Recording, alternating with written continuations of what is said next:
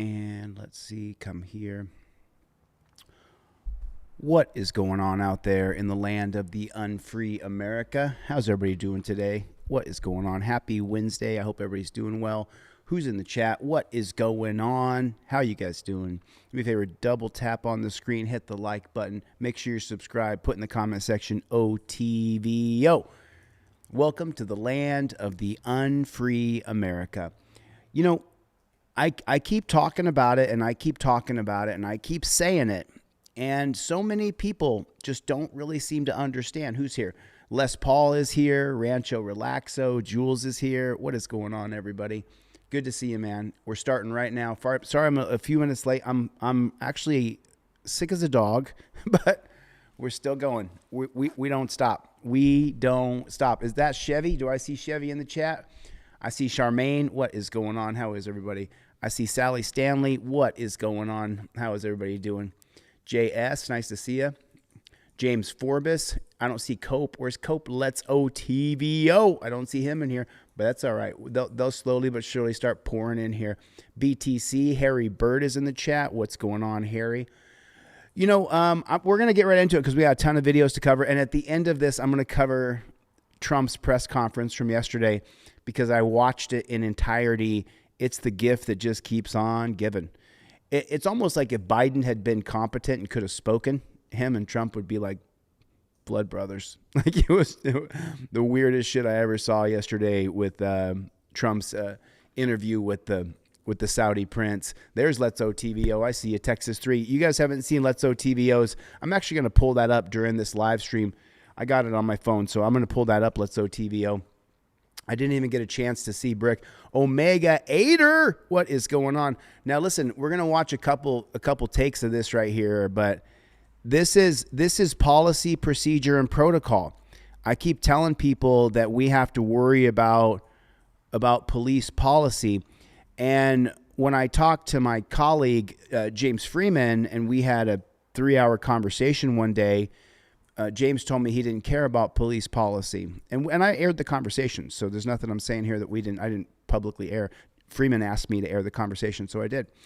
And so I believe that the most important thing that you and I can do as Americans is get into positions of government where we get voted in, and then we change policy, procedure, and protocol of the cops from the top down, from the mayor's office, from the governor's office.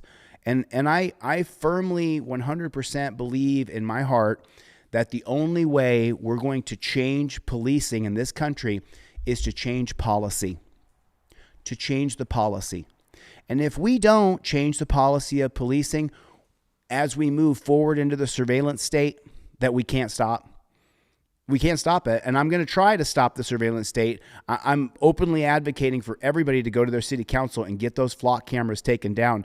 And hopefully we don't have to go to where we physically have to make maneuvers to take those cameras down. But you know what they're doing? They're saying, oh, we're going to disable them. No, the cameras have to come down. The flock cameras, the pictures of your license plate at red lights, the cameras have to come down. I mean, put a 1 in the chat if you agree. These cameras that are surveilling all of us have to come down. Now, this is out of Greensboro, North Carolina, and this is a couple weeks old. I'm really shocked that I'm just seeing it, that I just saw it yesterday. But this cop right here, if you count, there's 1, 2, 3 coppers on top of this one man. And you're going to see an interview from this guy. And so you guys, I'm not sure if you guys know, but I think every man who's wrestled or did MMA, jiu-jitsu, pancration, we know what it's like to be in a fist fight. I mean, I've been in 100 fist fights in my lifetime. So I know what it's like to fight another dude. Now, I also know what it's like to get jumped. And you got 1, 2, 3 coppers holding this guy down.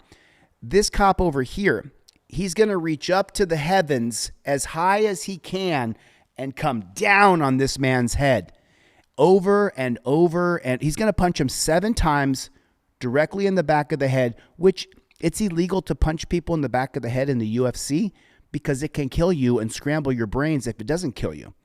And this is some of the most disgusting you're ever going to see. And you're going to hear the the captain of the Greensboro Police Department say that these guys were working within policy. They're working within policy. That's what he's going to say. Charge. I can't breathe. Back of the head. Back of the head. Back of the head. I am. Now, I wasn't quite sure if he was hitting him in the back of the head till I heard the interview where the interviewer said, when he talked to the man. So if you take a look, these are the man's feet right here. These are his feet right back here. And this right here is his face and his head. And this Greensboro cop, because he won't give him his arm, he starts punching this guy, and he reaches up to the heavens. He doesn't just punch him. Charge. Okay, so now he sticks his knee in the back of the man's neck while the guy in the back is holding his legs down. Every guy who's ever been in a fist fight, and there's some women who have been in fist fights, this is called jumping somebody. This is when you're jumping somebody. The cops are jumping him in the streets and trying to beat his brains out of his mouth is what they're trying to do. I'm going to go slow on this, so let's watch it again. I can't breathe. Okay, so he reaches up to the heavens. He's here. He's got that fist all the way up as high as he can, and then he's going to come blasting down on the back of the man's head. This is incredible. Boom. Did you hear how solid that punch hit him in the back of the head? Your hand! And then he reaches up to the heavens and another one. Boom. Now you can see how high he's reaching up. Just so you guys know, the original video that I had, it was taken down off of Reddit. And now this is what we're seeing, is this horrific beating. This is incredible to watch. It's even more incredible to listen to the chief of their pig shack say how this cop was acting within policy. Boom. There's two. There's three. Those are solid shots in the back of that guy's head. Ooh, there's four. Oof. 5, 6, 6 or 7. That's why I'm scared for my life. That's why my foot got broke. I ain't do shit. My foot got broke by Greensboro Police Department. He said he hasn't done shit. An assault charge. I can't breathe. Give me your hand! I can't breathe. I can't move. I am. 7. It was 7. That was 7 shots. That was 7 shots to the back of the head. That's not pain compliance. That's trying to kill somebody. What that is right there. But wait, it gets even richer. Wait till you hear it. Wait till you hear it. This is just, I mean, you'll see. This is literally unbelievable.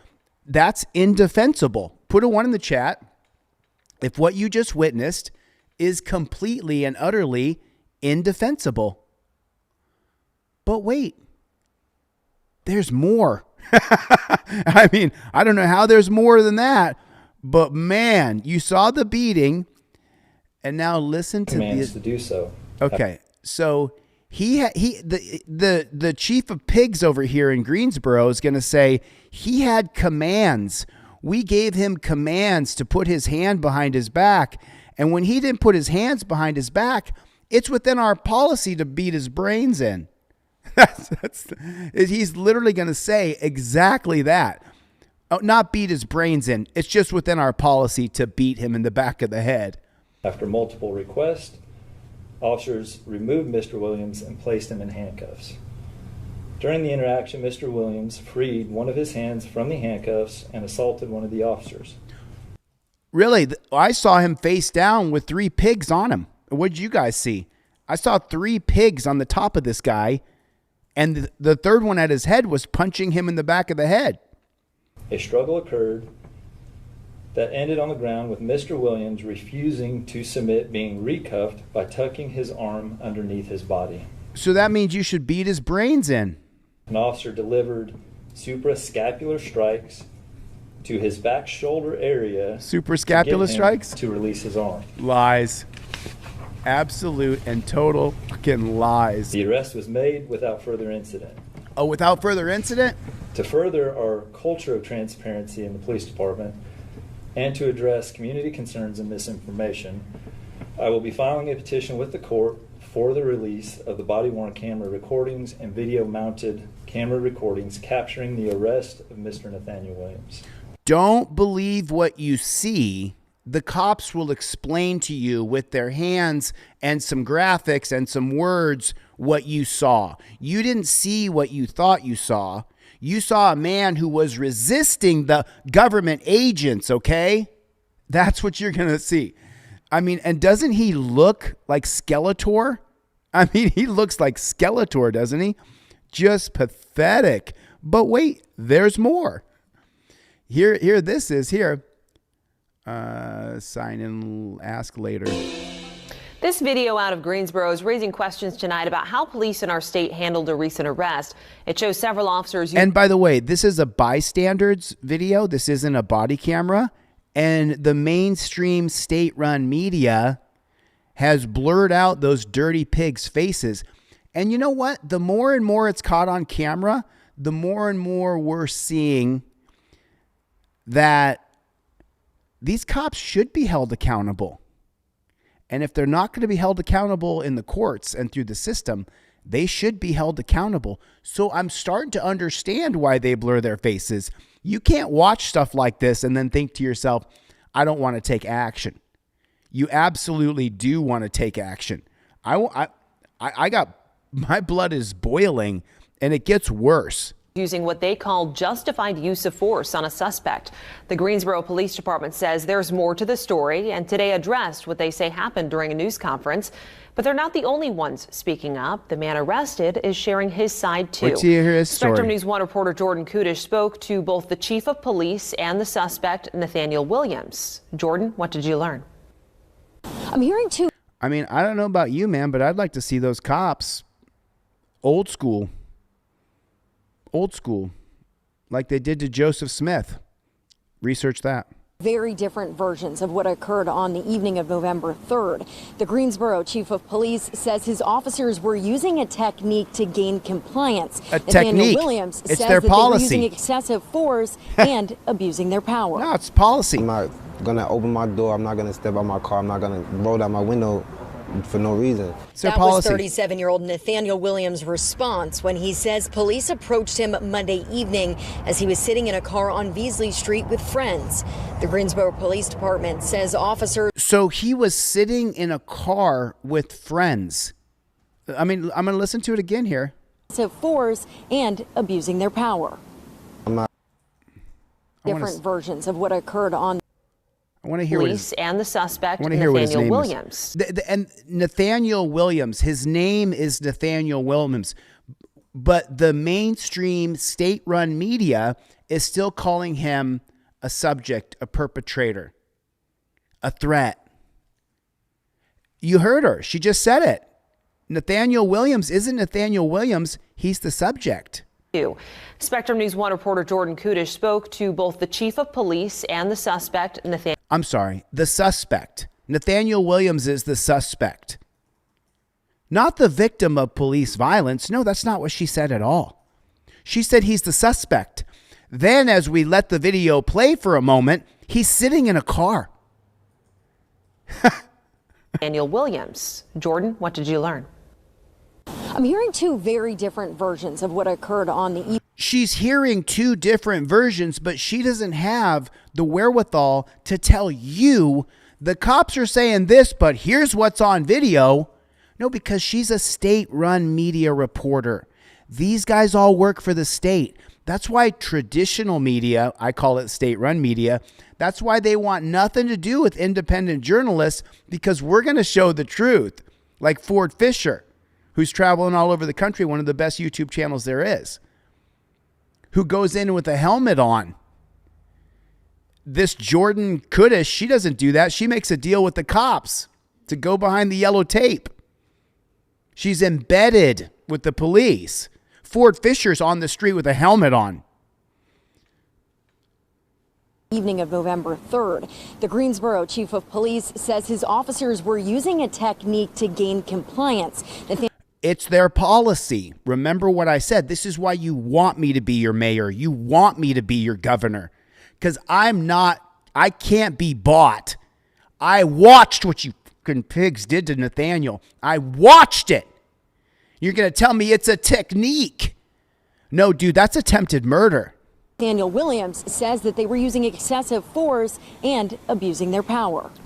I'm not going to open my door. I'm not going to step out my car. I'm not going to roll down my window for no reason. That was 37-year-old Nathaniel Williams' response when he says police approached him Monday evening as he was sitting in a car on Beasley Street with friends. So he was sitting in a car, folks.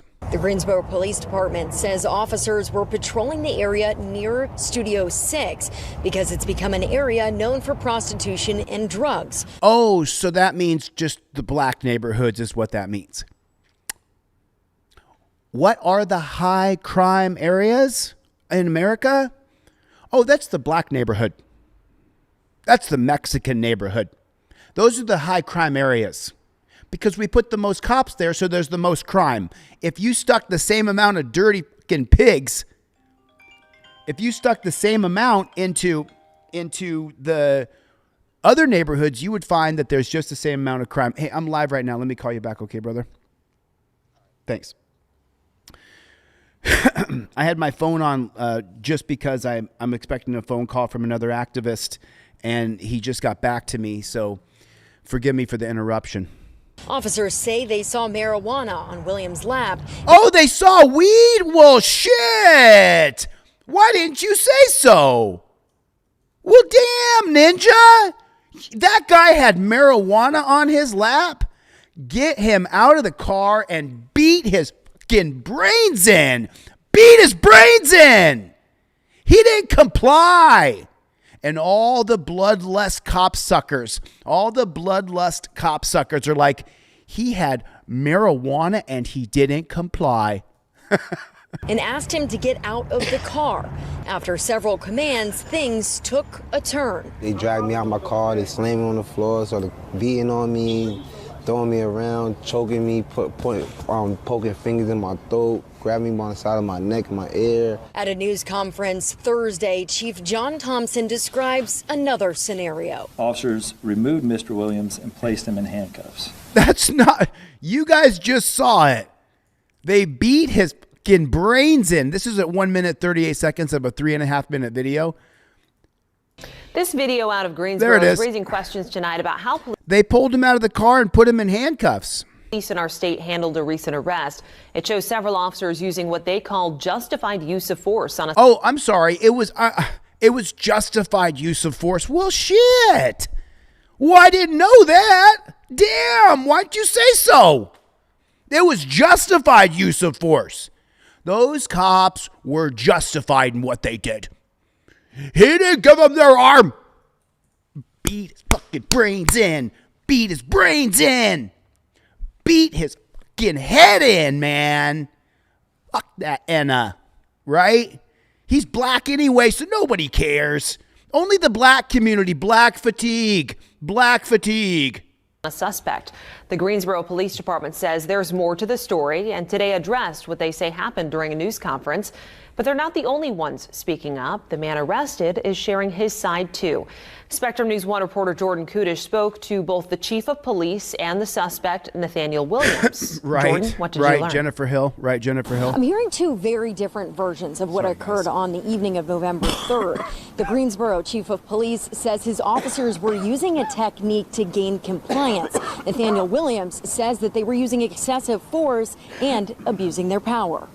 I'm not going to open my door. I'm not going to step out my car. I'm not going to roll down my window for no reason. That was 37-year-old Nathaniel Williams' response when he says police approached him Monday evening as he was sitting in a car on Beasley Street with friends. The Greensboro Police Department says officers were patrolling the area near Studio 6 because it's become an area known for prostitution and drugs. So the black neighborhood.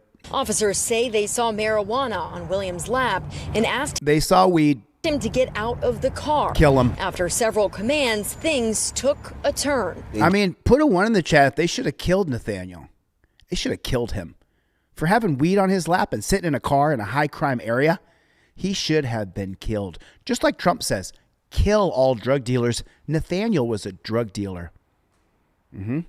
Poisoning his own black community with that Mary Jane. Kill him. They dragged me out my car, they slammed me on the floor, started beating on me, throwing me around, choking me, poking fingers in my throat, grabbed me by the side of my neck, my ear. At a news conference Thursday, Chief John Thompson describes another scenario. Officers removed Mr. Williams and placed him in handcuffs. During the interaction, Mr. Williams freed one of his hands from the handcuffs and assaulted one of the officers. A struggle occurred that ended on the ground with Mr. Williams refusing to submit, being recuffed by tucking his arm underneath his body. He didn't comply with government agents. That's what this boils down to. If you don't comply to government agents, half of our culture, half of Americans who are mostly old, sorry boomers, you guys have the majority of the authoritarian right-wingers who are all for the bloodlust. I'm sorry, you do. Those are your friends, those are your brothers and your sisters. The boomer population in our country are the majority of the bloodlust right-wingers. And I love my mom's a boomer, man. I love boomers. He didn't comply. We have to change it. You and I have to change it. Scapular strikes were used to get Williams recuffed. He didn't comply. Chief Thompson says it's a technique that is protocol to stun the nerve to gain control during an arrest. You're looking at the video taken from a bystander. The video now going viral online. And the dirty pigs and the state-run media blurred the faces. But just so you know, we actually can see their faces. These guys absolutely should have legitimate fear for their own safety in that community from my perspective. If that was Rising Tides and James Forbes with super chats, not this boomer. Listen, I'm not saying, that's almost like saying all the black people or all the Mexicans or all the Irish or all the Asians. I'm not saying that. I'm saying that a good portion of boomers, like Let's OTVO is in the chat with 5 gifted memberships. Who's got memberships here? Let me read them real quick. Thanks a lot. Owen Brown got a membership. Space Miner got a membership. Right on. Roger Lane got a membership. Right on, brother. Good to see you, man. Ubi Martin's got a membership. Right on. I've advocated for a Karen movement. We all became cop callers for everything. Oh, you're so spot on, dude. You're so spot on all the time. It's just... is sparking concern over excessive force. Williams says he hasn't seen the video, but agrees. Were they punching your head or was it your shoulder area? They was punching my head. Oh, but the cops made a comment that they were doing subscapula strikes. But hit you in the middle of the back. Like that couldn't paralyze you. No, that couldn't happen. You wouldn't get paralyzed from people punching you in the back of the spine when two other guys are holding you down. That was my head. That was my head. I don't even know what I was getting hit with. Chief Thompson says his officers' knees were not on Williams' neck and hammer fist strikes were used. I asked if he felt it was necessary to use that force with the suspect on the ground, surrounded by 3 officers. I'm not in the officer's head. I didn't see what they saw. I didn't know what they were thinking. But there is a point where it becomes, or could become, unreasonable. If an officer sits there and you're at 20, 25, 30, I think that becomes a little easier to say that could be unreasonable. Yeah, 25 or 30 strikes to the back of the head is unreasonable. But, 7 strikes to the back of the head when 2 other guys are holding you down, it's reasonable. It's within our policy. I don't know what the cops were thinking. You know what I mean? I don't know what the threat they perceived was at the time. And the 1989 case of Graham versus Connor says that police can use objectively reasonable force. Well, I couldn't tell you what those cops were thinking. I think that they were scared for their lives. That Williams had been in that high crime area with drugs on his lap. He's a poisoner. Reasonable. That wasn't necessary. Was 6 strikes, 7 strikes necessary? Was it reasonable? Our process, our investigative process, will provide us all of the information that we can gather, that we need to know, to hopefully be able to make that decision. Williams tells me that he plans to ask for that body camera footage to be released. Meanwhile, the chief of police is also doing the same, filing a petition through the courts to have the video released with the hopes that it'll show to the community that they're being transparent. Reporting in... Wow. Rising tides. My contacts were wiped out when I did an upgrade on the phone. Please text me your number again. No problem, Lou. That's Lou from Rising Tides. He helps people. He helps a lot of people, man. This guy's a real patriot. He's a real citizen of this country. He helps people. Thanks, Lou from Rising Tides, for the super chat. I appreciate it. Thank you very much. Greensboro. So, yeah, this guy, just so you know, I've lived in West Hollywood for 25 years. I moved to West Hollywood, California in 2000. Now I'm down more towards Koreatown this past year since I moved back here with the studio. But my experience in West Hollywood tells me, just so you know, if you want to know, does he do drag shows? Does he do drag shows? He looks like he does drag shows. He looks like he gets dressed up with a wig and does drag shows. That's what he looks like. That's what he looks like. I've seen it 1,000 times. I live here, remember? This video out of Greensboro is raising questions tonight about how police in our state handled a recent arrest. It shows several officers using what they call... But you gotta hear this. You gotta hear the thud of the strikes. You really have to hear the thud of the strikes. So let me cut back to this other video real quick. You have to listen to the thud on the back of Nathaniel's noggin. You have to hear it because it is really... So he says, first of all, you hear him say, I can't breathe. Second of all, you see this dirty pig stick his knee on Nathaniel's neck. And the only crime that Nathaniel is even accused of is having marijuana shake on his lap and he's sitting in a car.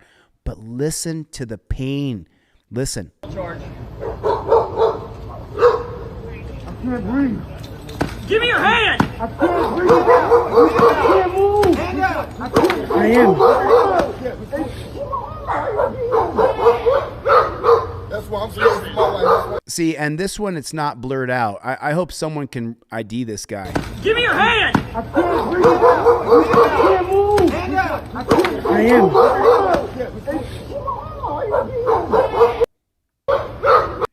He does a slight little look over his shoulder right there. I wonder if somebody could recognize this guy.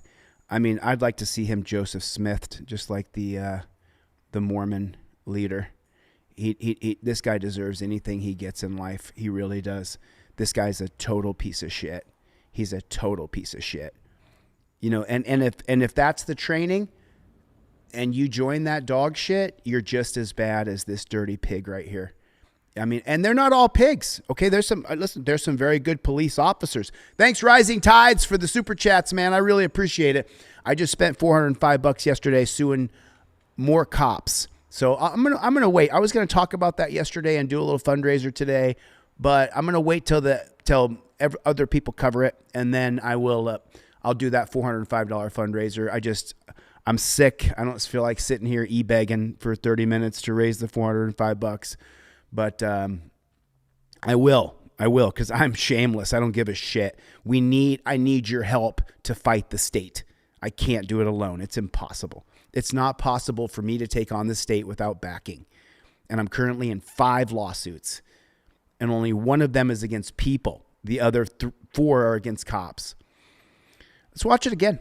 Let's watch this beat down again. It's just, I mean, when I saw this last night, it kept me up. An assault charge. I can't breathe.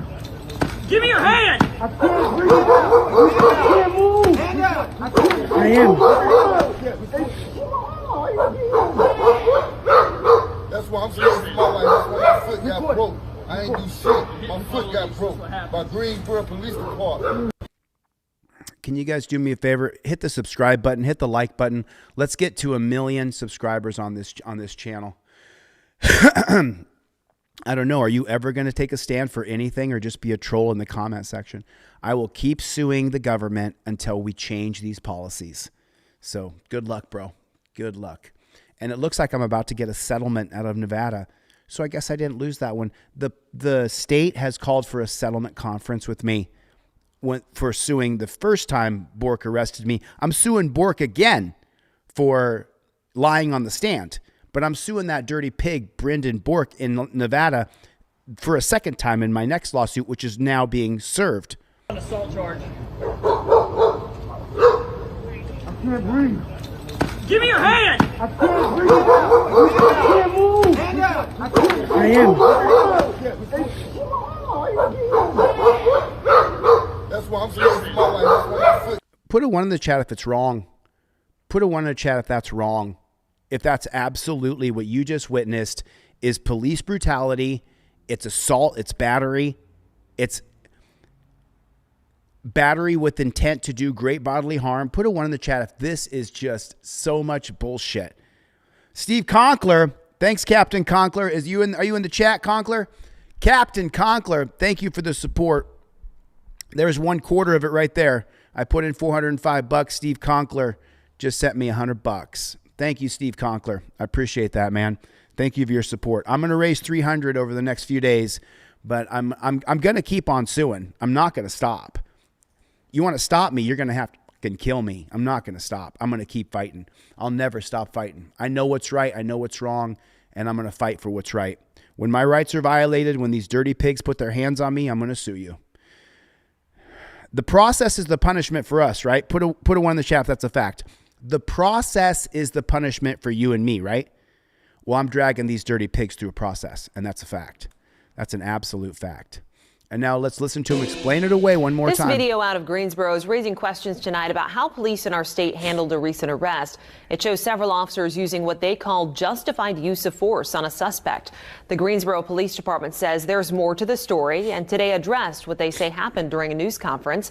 But they're not the only ones speaking up. The man arrested is sharing his side, too.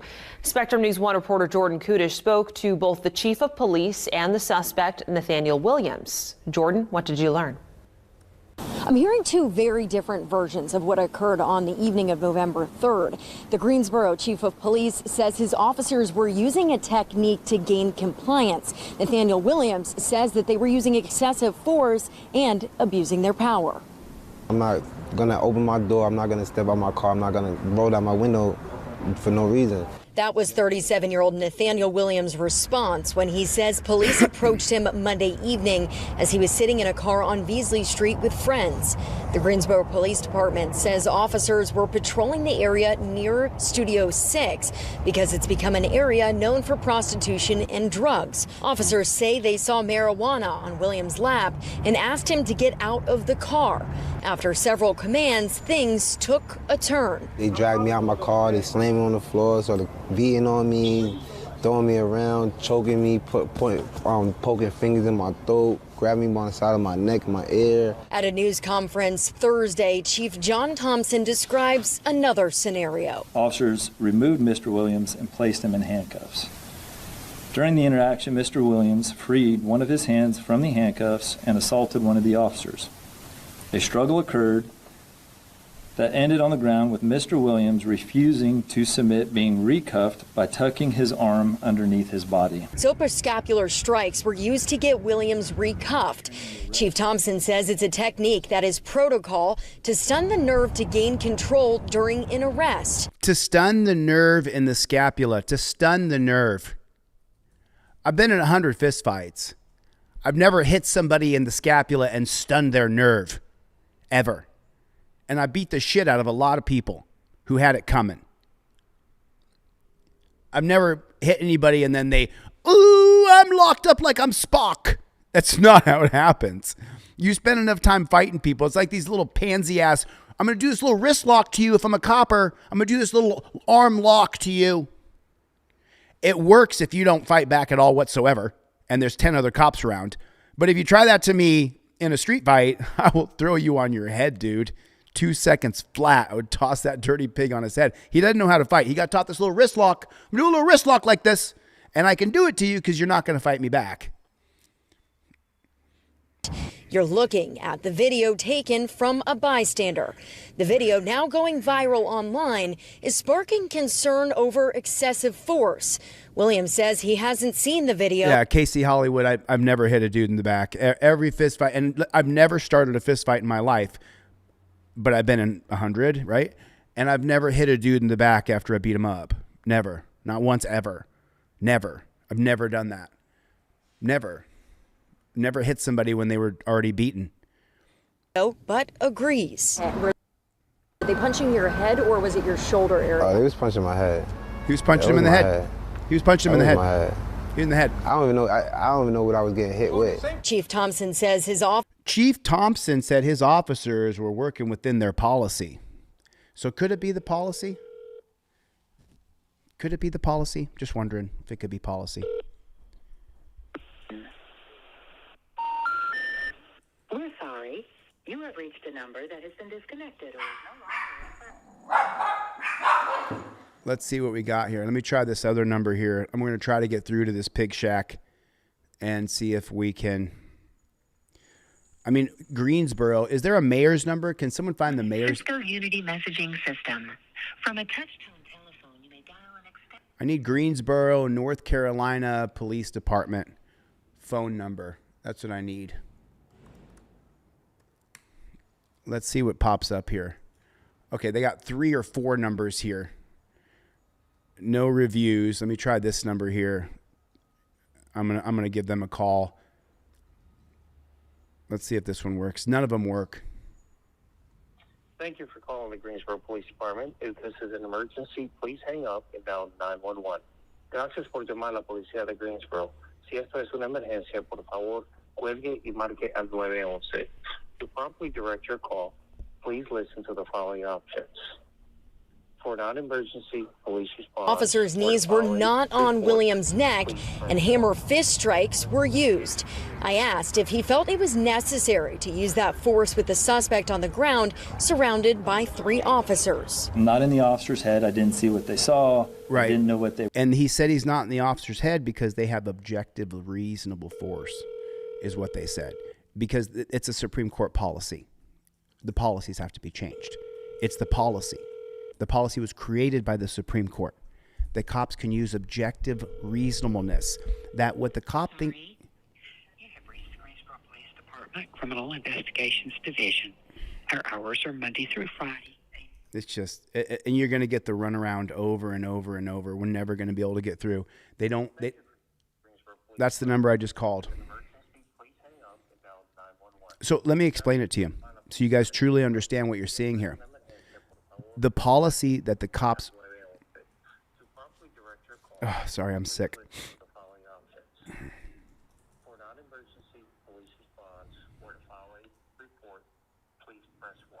Okay, so we're going to go this route. Wait while I transfer your call. The policy created by a You have 1980... reached Guilford Metro Communications non-emergency line. For English, press 1. For Spanish, press 2. If this is an emergency... The case of Graham... City request or question, press 1 to be connected to the City of Greensboro Contact Center.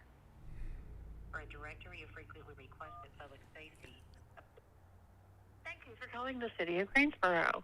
To hear the solid waste collection schedule, press 1 now or stay on the line for the next available City Services representative.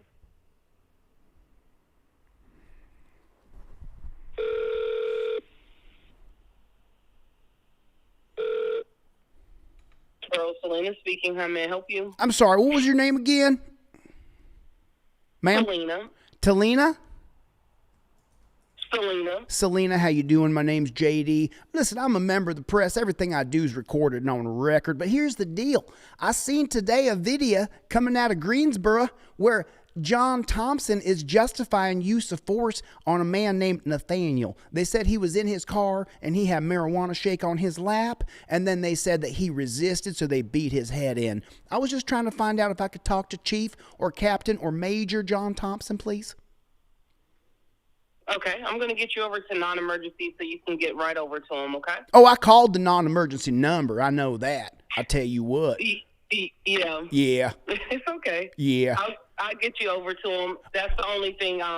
Sometimes it's a mistake in it. You get to the contact center. Oh, just a real quick question for you. I know you ain't involved in none of this, but have you seen the video? Have you seen the video? I have not. I haven't gotten a chance to see it. Oh, wow. Well, let me tell you something. Okay. Just so you know, about 80,000 people this morning when I was doing my live stream, 85,000 people have seen the video because I'm showing it to my audience. And let me tell you something. They pulled this black man out the car and they beat the back of his brains in. And the copper reaches all the way up to Jesus in the sky. Then he comes barreling down with his fist while two other coppers are holding him down. And we're big blue backers around here. We back the blue. I'm wearing a blue shirt. I got a blue striped tattoo across my chest. We back the blue around here. But I tell you something. When I see something like this, I got to give a call over there and let y'all know. We seen it. And now y'all just John Thompson saying he's working within policy. Ma'am, I hate to be obvious here, but it sounds like you could be a melanated person. So I don't know. I think you should take a look at the video. Maybe talk to your friends, your family, your son, your daughter, your cousins, anybody who else is melanated. Because it seems like in a high crime area, which is always the black area, that they can just pull you out the car and beat the back of your brains in is what it seems like to me. All right. Would you like for me to get you over to non-emergency? Well, I want to talk to John Thompson. I want to know how John Thompson is so contrite to come on camera and say, we was following policy. If he had bashed his head in 30 times, then that might be excessive. But 7 punches to the back of the noggin with 2 other coppers holding him down, perfectly legitimate within our policy. I'd like to talk to Thompson. Can I talk to him? He looks like he does drag shows, but I'd like to talk to him anyhow. Okay, that's the only way I can get you over to him. We do not have direct contact to him. Oh, you don't? Of course you don't. Of course not. Of course we can't reach anybody of any sort of significance. And they hide behind the podium and then they make their press conference. Then he runs off and does his drag show. I guarantee you he does drag. I would bet my little pinky finger this man dresses up in a dress and puts on a girdle and can't wait to go to elementary school and do a drag show in front of elementary school kids. What it looks like to me. All right. Would you like me to get you over to non-emergency so they can get you over to him? Oh yeah, I'm gonna get his answering machine, but I'm gonna leave him a hell of a doozy of a message. You know what I'm saying? I understand. I'm gonna get you transferred over now. Okay. You promise me you're gonna look up the video when you get off work?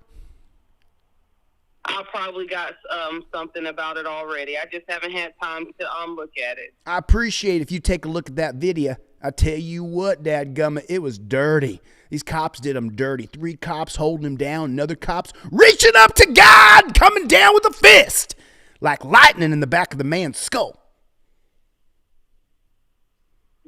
All right. And I will get you transferred now, okay? It's going to get you directly to him, okay? Yeah, I understand. Thank you for your time. I appreciate you. You're welcome. Gil from Metro Communications. Is this an emergency call? I'm sorry, what was your name again? My name's James. How can I help you? Hey, James. My name's JD. I'm a member of the press. Everything I do is recorded and on the record. But, James, did you see the video? Did you see the video where the 3 police officers there in Greensboro, they held down this man named Nathaniel, and they struck him in the back of the head 7 times? You don't need any assistance, sir. I'm going to have to let you go, okay? I'm calling because I want to talk to somebody. That's what I'm calling for. You don't got to hang up. Hey, I'm not being... up a 911 operator at the 911 center, sir. I can't discuss anything like that because I've got other calls I need to answer. I was calling for John Thompson. Why are you being so curt with me, man? I called a non-emergency number, and then she transferred me to another non-emergency number. And now you're in the 911 center. To the 911 center, not the police department. All right, well, you can call the police department directly at 336-373. Okay. 2287. 2287. 336-373-2287. Is that right? Yes, sir. I sure do appreciate your time, and I'd appreciate if you'd watch that video of the cops beating this man's head in. Have a good day, sir. You too now.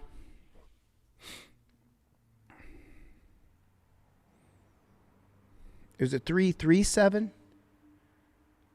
Was it 336-337? I know it's 2287, but what's the middle one? Is it 337? I think it was 337-2287. Is that correct? I'm just trying to make sure. Let's see. If it's not 337, it's 377. I'm going to get an answer machine. Hang tight with me here. The wireless customer you are calling is not available. Oh, okay. I put it in wrong. 336-373-2287. I'm going to get an answer machine. You guys know that, right? Everybody here, put a 1 in the chat if I'm going to get an answer machine.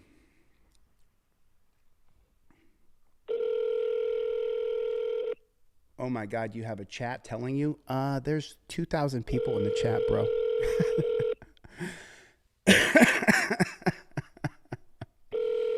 Oh, man. Oh, man. They beat his head in, and then they justify it and say it's policy. They're not going to answer. It's going to be an answer machine. You ain't never going to get through. You ain't never going to get through to the cops. They're going to hide everything. It's their policy. It's their policy to do this to people. It's within policy. You guys, make sure you're subscribed. Please make sure you're subscribed. Hit the like button. Consider becoming a channel member and support the work. I'm going to keep doing this. I'm not going to stop. I sued a bunch of cops yesterday. The lawsuit will come out. There's people who will cover it. Yeah. Your party is not answering. Please try your call later. Oh, of course. We're sorry. You can't get through. There'll be no accountability. There'll be no answering to anybody. There'll be no answering to anybody. But I just want to go back and what I said. Remember, this dirty pig right here is going to tell you that it's within their policy to do what they do to people. They were thinking. Okay, so let me. I was trying to say this to you guys a second ago, but you have to understand this. You have to understand the 1989 case of Graham versus Connor, which is based on a 1984 Terry stop of a man named DeThorne Graham. DeThorne Graham was having a diabetic fit where he needed some sugar. So they pulled into a Quickie Mart. Then his buddy ran into the store to buy him an orange juice because he had to get sugar into DeThorne Graham's mouth because DeThorne Graham was having a diabetic fit. So when his friend ran into the Quickie Mart, there was a line of 20 people, and he's like, oh, shoot, I got to get my friend some orange juice. So he's like, we got to get out of here. So we went running back to the car, jumped in, and drove away. Well, a dirty pig saw that named Connor, this dirty pig. He saw that and said, him running in and out of the convenience store makes me suspicious. 2 black guys in a car going in and out of a convenience store in 1984, they must be casing the place to rob it, just like Terry versus Ohio. So he pulls over DeThorne Graham, this pig named Connor does. Then DeThorne Graham is going through it where he's sweating and going through the diabetic fit. So DeThorne Graham gets out of the car. He's like, oh man, I need some sugar. He starts running around the car. Well, Connor calls in a couple other pigs and they beat him. They break his foot. They crack his skull. They bust his ribs. And then Connor takes DeThorne Graham home and drops him off at his house. Well, DeThorne Graham has to go to the hospital. So he goes to the hospital. He's in the hospital for a week. Then when he gets out of the hospital, he sues. And it goes all the way up to the Supreme Court for excessive violence. The Supreme Court then justifies what Connor did and said that Connor used objectively reasonable force because what the cop thinks in his mind is the threat is what is objectively reasonable. And now you're going to hear that right here. He hasn't seen the video, Listen to but what agrees. Were they punching your head or was it your shoulder area? They was punching my head. That was my head. That was my head. I don't even know. I don't even know what I was getting hit with. Chief Thompson said. So now he's going to quote Graham versus Connor here and listen to what he says. This is exactly in line with Graham versus Connor. Objectively reasonable. What the threat the cop believes in his mind is what's legitimate in the amount of force he distributes. Says his officer's knees were not on Williams' neck. But they were on his neck. I showed it to you. And hammer fist strikes were used. I asked if he felt it was necessary to use that force with the suspect on the ground, surrounded by 3 officers. No. And there's the lying state-run media. It was 3 pigs, and they were on top of him, and he was face down. So the media is lying to you as usual. And now remember, was it reasonable to use that amount of force? And listen to what the cop says to align with Graham versus Connor. I'm not in the officer's head. I didn't see what they saw. I'm not in the officer's head.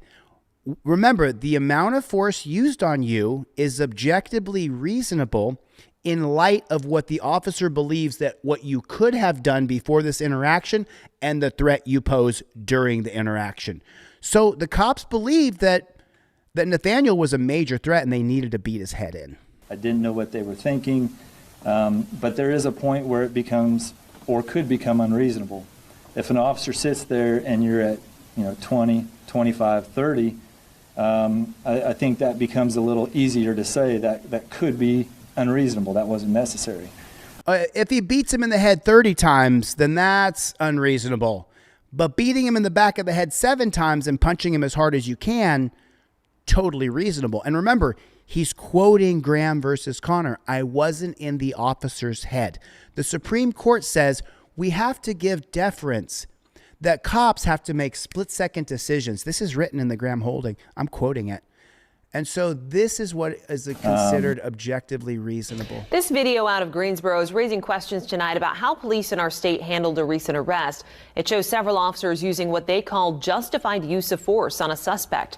The Greensboro Police Department says there's more to the story and today addressed what they say happened during a news conference. But I'm going to show it one more time and then we'll get out of here. And I got 10 other videos to show you today. I'm sick as a dog, but I'm not going to stop. I'm just going to keep on showing you guys what you have to see. And for people who back the blue blindly, this is dog shit, man. You guys should all be on the side of justice. This is crap right here. This is total crap. I'm just playing this again for people who just came in because there's like 3,000 people here or something. And I want you guys to listen to this. Listen to the amount of force that's put behind these strikes on this guy's head. Assault charge. I can't breathe. Give me your hand! I can't breathe. I can't move. I am. That's why I'm scared for my life. That's why my foot got broke. I ain't do shit. My foot got broke by Greensboro police. And remember, they said that he didn't have his knee on his neck. Put a 1 in the chat if you can see that the second cop holding him down has a knee on the back of his neck. He even puts it there from the beginning. Assault charge. There it is right there. That's the man's head right there. Is that a knee on the back of his neck? Is that a knee on the back of his neck? And we've allowed this. And I made a video the other day and the cops are saying Democratic liberal policies have ruined policing. No, dude. The camera phone showing what you do to people is what has ruined your dog shit profession. The policies, procedures, and protocols that you agreed to do to people is what made you the known tyrant dog shit human being in this country. The knee's on the back of his neck squarely. Do you see it right there? The knee is squarely on the back of his neck. He even puts weight on the back of his neck. Give me your hand! Beat his brains in. Beat his brains in. I am. Beat his brains in. That's why I'm scared for my life. This is the whole video, dude. This is the whole video. My foot got broke by Greensboro Police Department.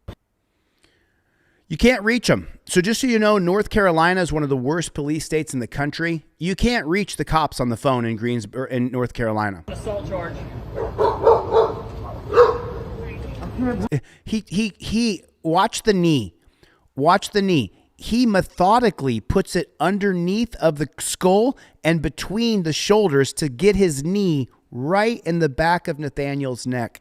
Assault charge. See his knee? Watch. You see that? He just picked his knee up and got it right in the back of his neck. Give me your hand! I can't breathe. I can't move. I am. That's why I'm scared for my life. That's why my foot got broke. I ain't do shit. My foot got broke by Greensboro Police Department. Oh, Nathaniel's been beaten before. Oh, shoot.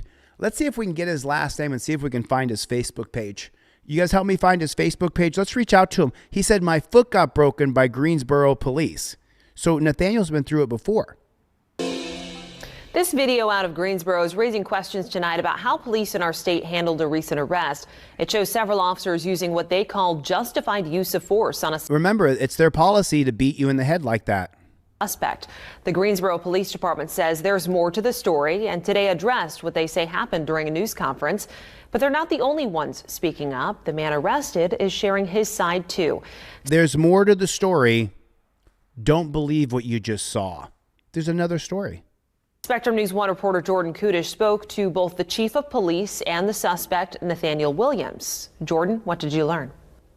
I'm hearing two very different versions of what occurred on the evening of November 3rd. She justifies the pig's version and doesn't say, we have a video of what happened. Let's watch the video. She is part of the problem. The Greensboro chief of police says his officers were using a technique to gain compliance. Nathaniel A technique. Williams says that they were using excessive force and abusing their power. I'm not gonna open Is my that door. right, I'm not Pamela? gonna step out my car. I'm not gonna roll down my window for no reason. What was his name? I'm sorry. I listened to what Pamela said. She used to be a cop and she quit because of corruption. Different versions of what occurred on the evening of November 3rd. The Greensboro chief of police says his officers were using a technique to gain compliance. Nathaniel Williams says that they were using it. Nathaniel Williams in Greensboro, North Carolina. Who can find his Facebook page? Nathaniel Williams, Facebook, Nathaniel Williams, North Carolina, Greensboro. I just typed that in real quick. Greensboro says it will release their body camera footage. I can't. Nathaniel Williams, here it is. I don't know if this is his page or not. Nope, that's a white dude. Excessive force and abusing their power. I'm not gonna open my door. I'm not gonna step out my car. I'm not gonna roll down my window for no reason. That was 37-year-old Nathaniel Williams' response when he's... So he's not going to open his door. He's not going to roll down his window. He's not going to participate with the cops at all because they've already broken his foot previously. He says that plain as day. Plain as day. As police approached him Monday evening as he was sitting in a car on Beasley Street with friends. The Greensboro Police Department says officers were patrolling the area near Studio 6 because it's become an area known for prostitution and drugs. Officers. So it's the black neighborhood. I mean, put one in the chat if that's true, right? The high crime area is the black neighborhood, isn't it? Is it or isn't it? Put a 1 in the chat if that's true. Put a 2 in the chat if I'm lying. The high crime area, every time you hear high crime area, it's either the black or the Mexican neighborhood, right? If they put the same amount of cops in a white neighborhood, you would find out that white people do the same amount of drugs, same amount of shit the black people do. But we don't splash white neighborhoods with thousands of cops. We don't, because the same amount of drug use, you could have the statistics. And then people would say, like, blacks commit 50% of the crimes. Let me tell you the black statistic that's the actual problem. It's gun violence. 80% of gun violence is done by young black men in urban communities. That's a fact. You can look it up. Those are the statistics. Say they saw marijuana on Williams' lap. Oh, they saw marijuana. And asked him to get out of the car. After several commands, things took a turn. They dragged me out of my car. They slammed me on the floor, started beating on me, throwing me around, choking me, And there it is. There's the politics that you stop watching Fox News, dude. Stop watching CNN. They're lying to you. And here it is. And then some bullshit statistics some other moron put in here. James Forbes with a $5 super chat. Somebody match me. Right on, man. I appreciate that. Thanks, James Forbes. Can I get 10 matches on that? Because I just put $405 out to sue some dirty pigs. And I appreciate your support. Thank you. Poking fingers in my throat, grabbed me by the side of my neck, my ear. At a news conference. Grabbed him by his ear? Thursday, Chief John Thompson describes another scenario. Officers removed Mr. Williams and placed him in handcuffs. No, they didn't. During the interaction, Mr. Williams freed one of his hands from the handcuffs and assaulted one of the officers. A struggle occurred as they're beating his head in that ended on the ground with Mr. Williams refusing to submit, being recuffed by tucking his arm underneath his body. Sopascapular strikes were used to get Williams recuffed. And then the lying state-run media reporter, she said the lie. We know Nathaniel Williams was struck in the back of the head. He says so on camera. That ended on the ground with. But listen to what the state-run media, what the state reporter says, because she works for the state. She doesn't work with you and I. Mr. Williams refusing to submit, being recuffed by tucking his arm underneath his body. Now she says subscapular strikes were used, but we just saw that they weren't. The cops punched him in the head. His arm underneath his body. Subscapular strikes were used to get Williams recuffed. Chief Thompson says it's a. She just said superscapular strikes were used to get Williams cuffed. She lied. We saw the video of the cops punching him in the head. This is why people hate the media. Whether you're a big Trump sucker or Biden sucker, put a 1 in the chat if the media is trash. The Democrats and Republicans are trash people. As long as you guys keep pushing that narrative, oh, the Democrats, oh, the Republicans, we're never going to be free. Technique that is protocol to stun the nerve. A technique that is protocol. What's the title of this video? Policy, procedure, and protocol. To gain control during an arrest. You're looking at the video taken from a bystander. The video, now going viral online, is sparking concern over excessive force. Williams said, "Can you send that to me? I found him on Facebook. His profile pics is him on a BMW. He shows the video a little way down. Thank you for the super chat, Clarice. Thank you for the super chat, Bobby. I appreciate it. There's 2. Let's get 7 more. Let's get 7 more super chats. $5. Thanks for your support. I appreciate it. But let me see. Clarice, can you put the link in the chat, or have one of the moderators put the link in the chat? $10 super chat came in. Thank you so much. I think it's Harley Purrs. Thanks. The old Harley Purrs. $10 super chat. Thanks for your support, man. I just sued cops yesterday. It'll come out. The people will cover it. That's what they do. As he hasn't seen the video, but agrees. Were they punching your head, or was it your shoulder area? They was punching my head. That was my head. I don't even know what I was getting hit with. Chief Thompson says his officers' knees were not on Williams' neck.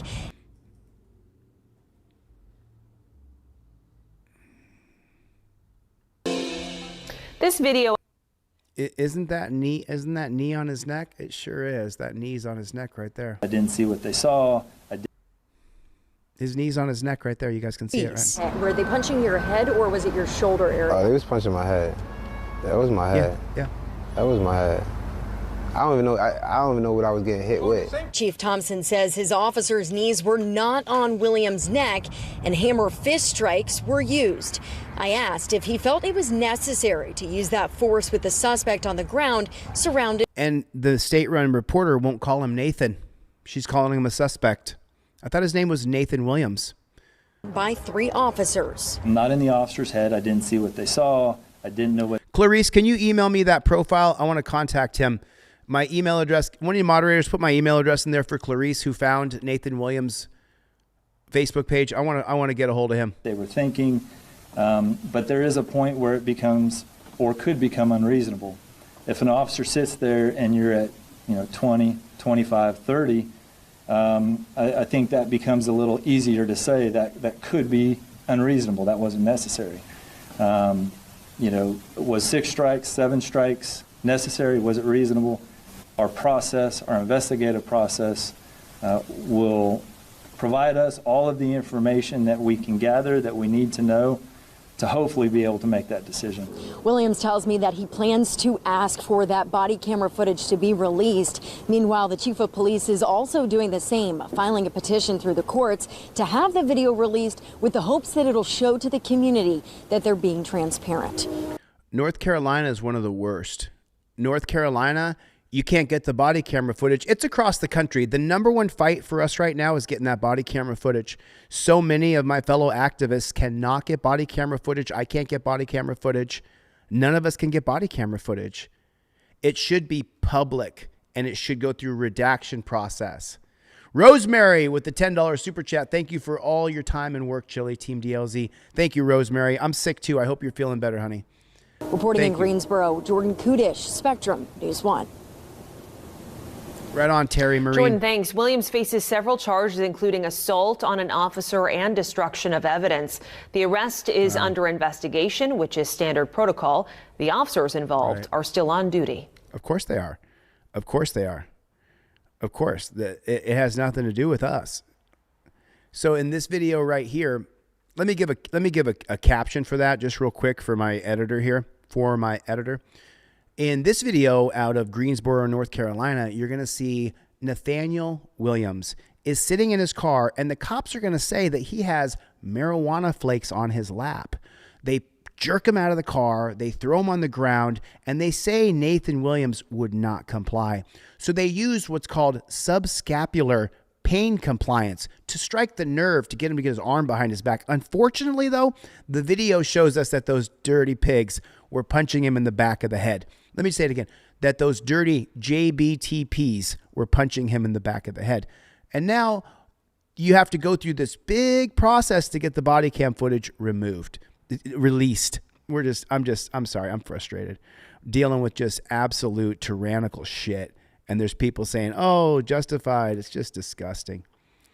It's just truly, truly disgusting. So this video right here, it says, cops assault man and remove him from council meeting because his words hurt the mayor's feelings. And this is in Pasadena, Texas. And we are seeing this happen all over the country right now where you're not allowed to share your voice or you'll be arrested. I want to show you a city council meeting from Let's OTVO right after this. Hands off of you. Get your hands. Speak, and again, I'll reiterate that all comments from citizens are to be directed toward the council and not to any members of the audience, and you're to address the council and not turn and face the audience. If you do so, you will be escorted out. You're not to turn and address the audience. So our first citizen is Ty Smith. You said thank you for disrupting the meeting. What the hell is that supposed to mean? Did you misspeak? Or were you specifically speaking the first weekend? You spoke last time? You had some issues? I mean, no? Am I still going? Cool. Yeah, so I've got a few problems. It's been a few months since I spoke. Problems that just keep adding up here. I don't know why y'all hate the people that live over by Partnership Park. Y'all just want to destroy all the overhanging gazebos and all that stuff. Just took all that out. Y'all already added a huge warehouse when there's one like 2 miles right there behind the Joe B. Barely used. All there on the side of the road. Frontage road going towards the highway. Nothing but just storage places for lease.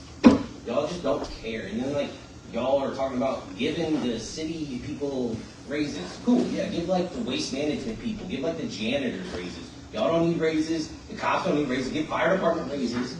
If we had EMT, other than the one that y'all, the third party one y'all bought, the one that there's audits for the EMT times, all that stuff or whatever, yeah, maybe give them raises if they were actually our city employees, not third party. Those kind of people need raises. Pigs don't need raises. They need an audit. They need PT. There's no reason that dude should be working for the department. Sir, please state. Yeah, I'm stating my political opinions right now. Someone that's obese like that should not be working for our police department. That is a problem for our citizens. That's going to cause that man to have to do an unnecessary use of force because he can't physically do something to somebody. So he's going to have to shoot somebody instead. He's going to have to taser somebody instead. There needs to be requirements. Y'all want to give them $10,000 sign-on bonuses. That guy doesn't need one. Nobody like that needs one. And if you think that I'm being cruel or something like that, it's because you're freaking retarded and you don't use logic. You need to be logical. If you're in a position of power, don't do drugs and drive and whip around unprescribed pills, smoking weed, and try to play the victim card.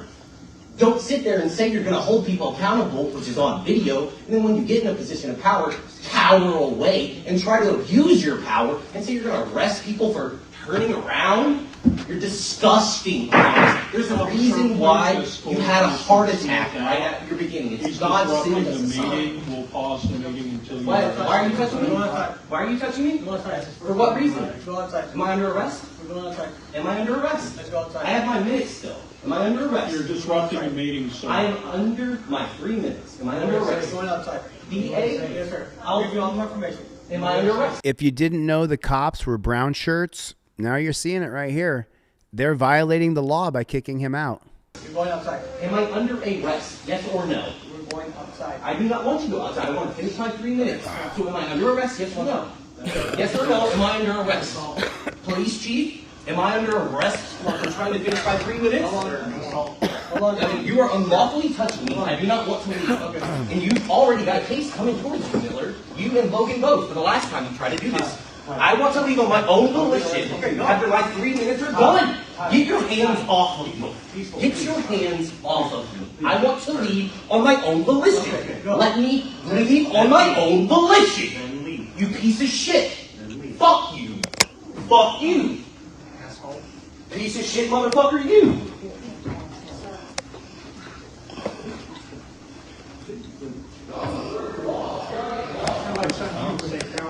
At this.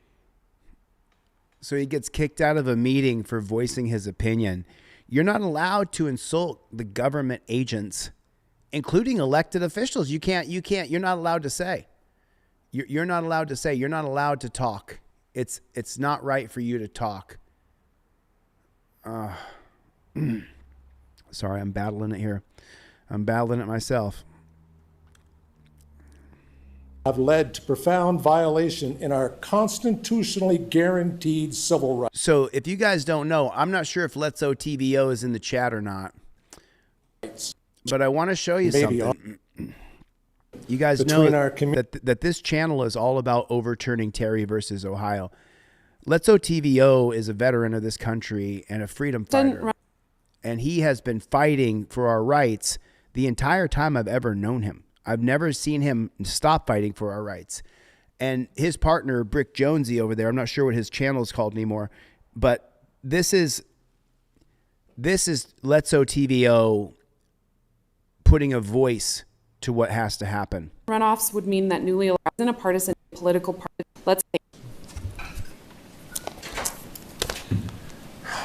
Madam President, council members, mayor, anybody that's listening here today.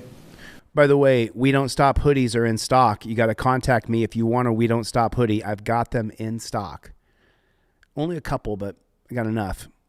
Double XL, I have more than 3 in double XL. I don't know if I have any medium or small or a large. I think I have a large.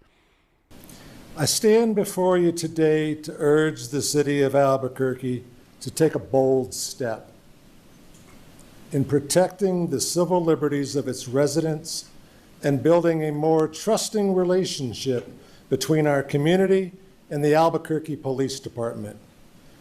I ask and urge that you adopt an ordinance effectively ending the practice of stop and frisk. Boom. That's Terry versus Ohio. You don't have stop and frisk without Terry versus Ohio. In our city. The U.S. Supreme Court in 1968's decision of Terry versus Ohio established the controversial precedent that police may stop and frisk an individual based on reasonable suspicion that criminal activity is afoot. That's right. And that the person may be armed. This standard is a lower threshold that the probable cause typically required for an arrest and has been the subject of intense scrutiny for decades. Yes. While the Supreme Court may not have overturned Terry versus Ohio, we have seen it in other jurisdictions like New York City. Yes. That these practices often have led to profound violation in our constitutionally guaranteed civil rights. Very good. And in a disproportionate attacking of our people of color. That's a fact, you guys. I'm sorry if you're white and you don't like it, but it's true. You don't get Terry stopped like black people do, not as much. More black people get Terry stopped than you and I who are not melanated. This standard is a lower threshold. Critics argue that the subjective nature of reasonable suspicion can easily become a cover for implicit, or explicit racial profiling, eroding trust and causing psychological harm. Yes. I urge you to adopt the ordinance to reinforce the Fourth Amendment as Yes. protection against unrelated searches and seizures and move Albuquerque toward a future of equitable, constitutionally protected policing. Yeah. Spot on. Spot on, Let's OTVO. Shout out to my friend Let's OTVO. That's exactly correct, Let's OTVO. Let's overturn Terry versus Ohio. And you have to do that state by state through legislation. Now, I'm going to show part of this Trump press conference. And you guys remember, I'm a fierce centrist. I hate Trump, but I hated Biden. But I want to show you guys part of this press conference because you guys know how I am. I have to break down the bullshit that you hear. And this is directly from the White House YouTube page. So this is some real. So first Trump.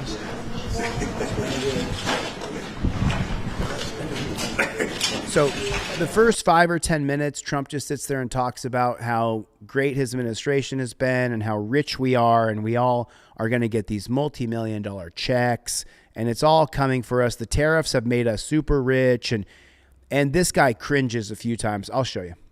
Peace. I believe, Mr. President, today and tomorrow we're going to announce that we are going to increase that $600 billion to almost $1 trillion of investment, real investment. So the Saudis are saying they're going to invest billions or even $1 trillion in America, and this guy's all about the money. So watch. And real opportunity by details in many areas, and the agreement that we are signing today in many areas in technology, in AI, in materials, magnet, etc.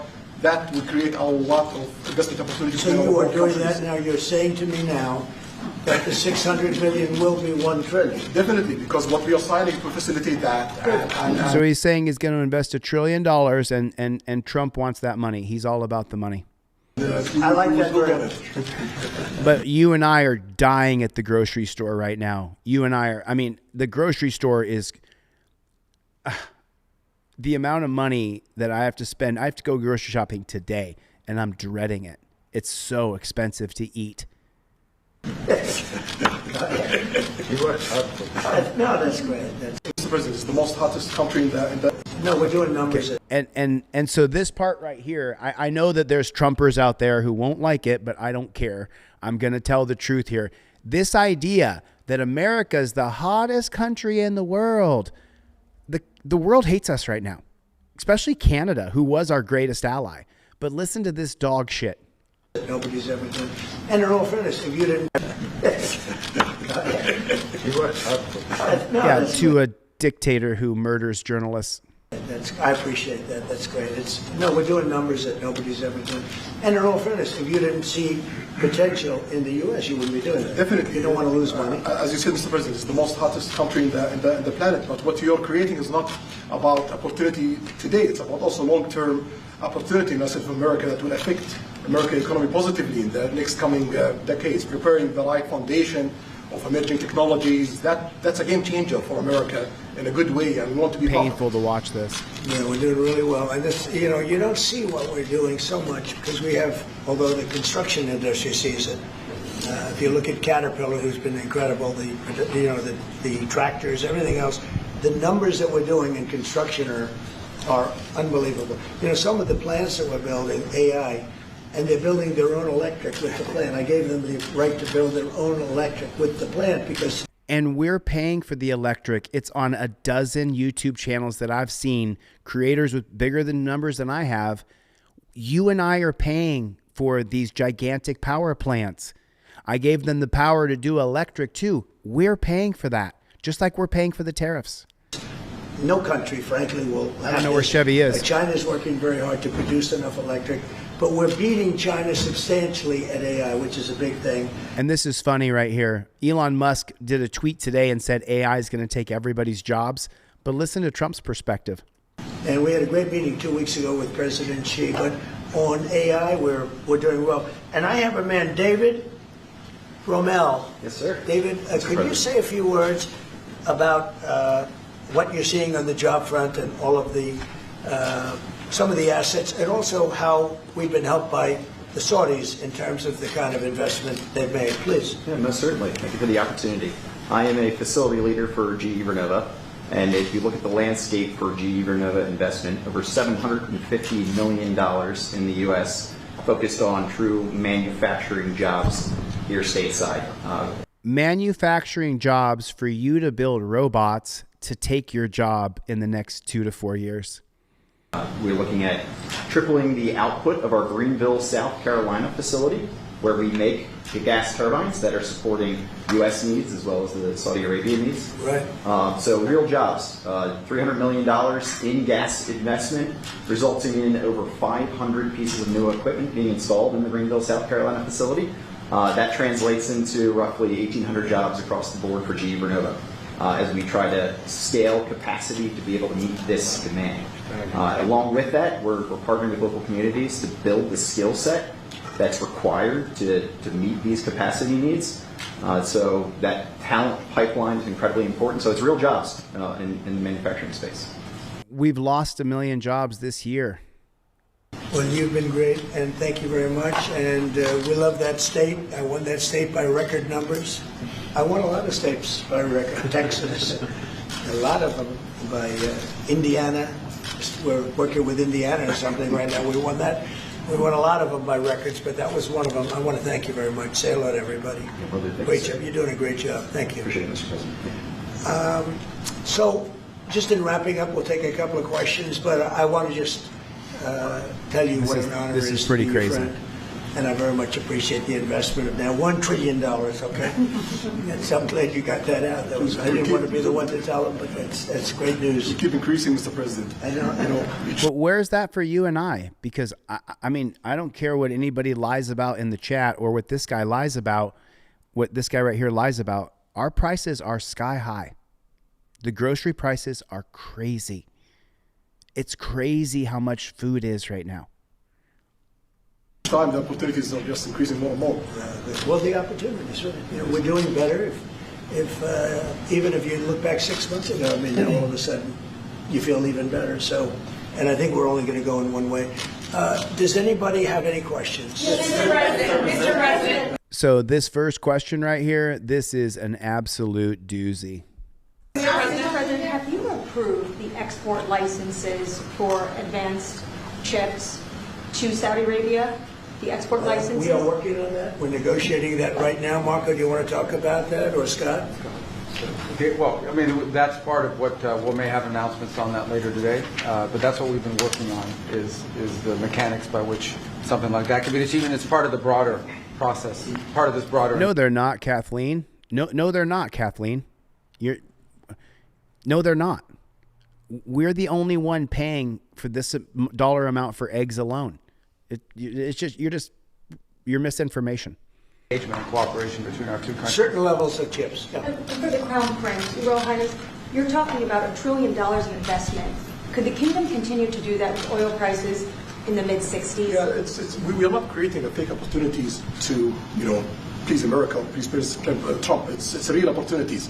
For example, when you ask about the AI and the chips, Saudi Arabia have a huge demand a huge need of computing power, and we're gonna spend in the short term around $50 billion by consuming those semiconductors for our needs in Saudi Arabia. And with the agreement that we're gonna have with North America, that will allow us to focus that consuming power in the short term by $50 billion from North America, and long term with hundreds of billions of dollars in the long term. So there's a lot of real opportunities that fit to our needs in Saudi Arabia and fit to our investment strategy.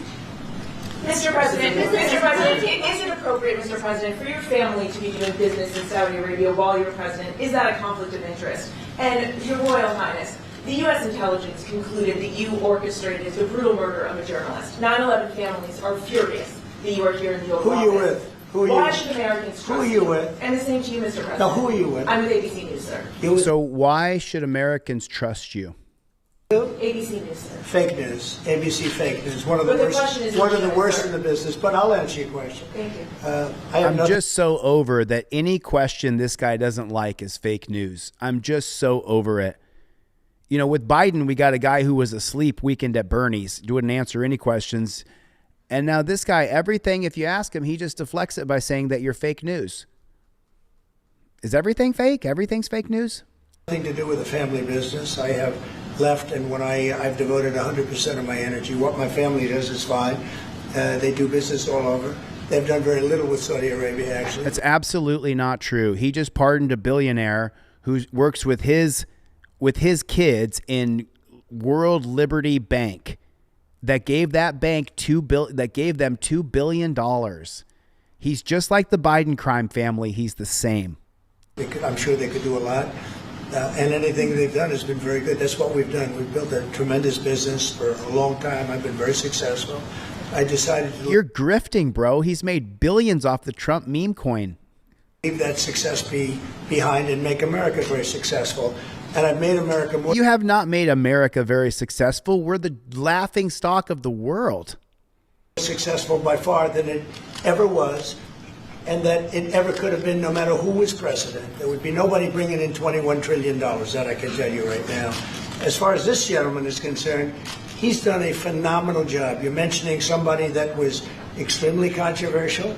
A lot of people didn't like that gentleman that you're talking about. Whether you like him or didn't like him, things happened. But he knew nothing about it. And we leave it at that. You don't have to embarrass her. Bullshit.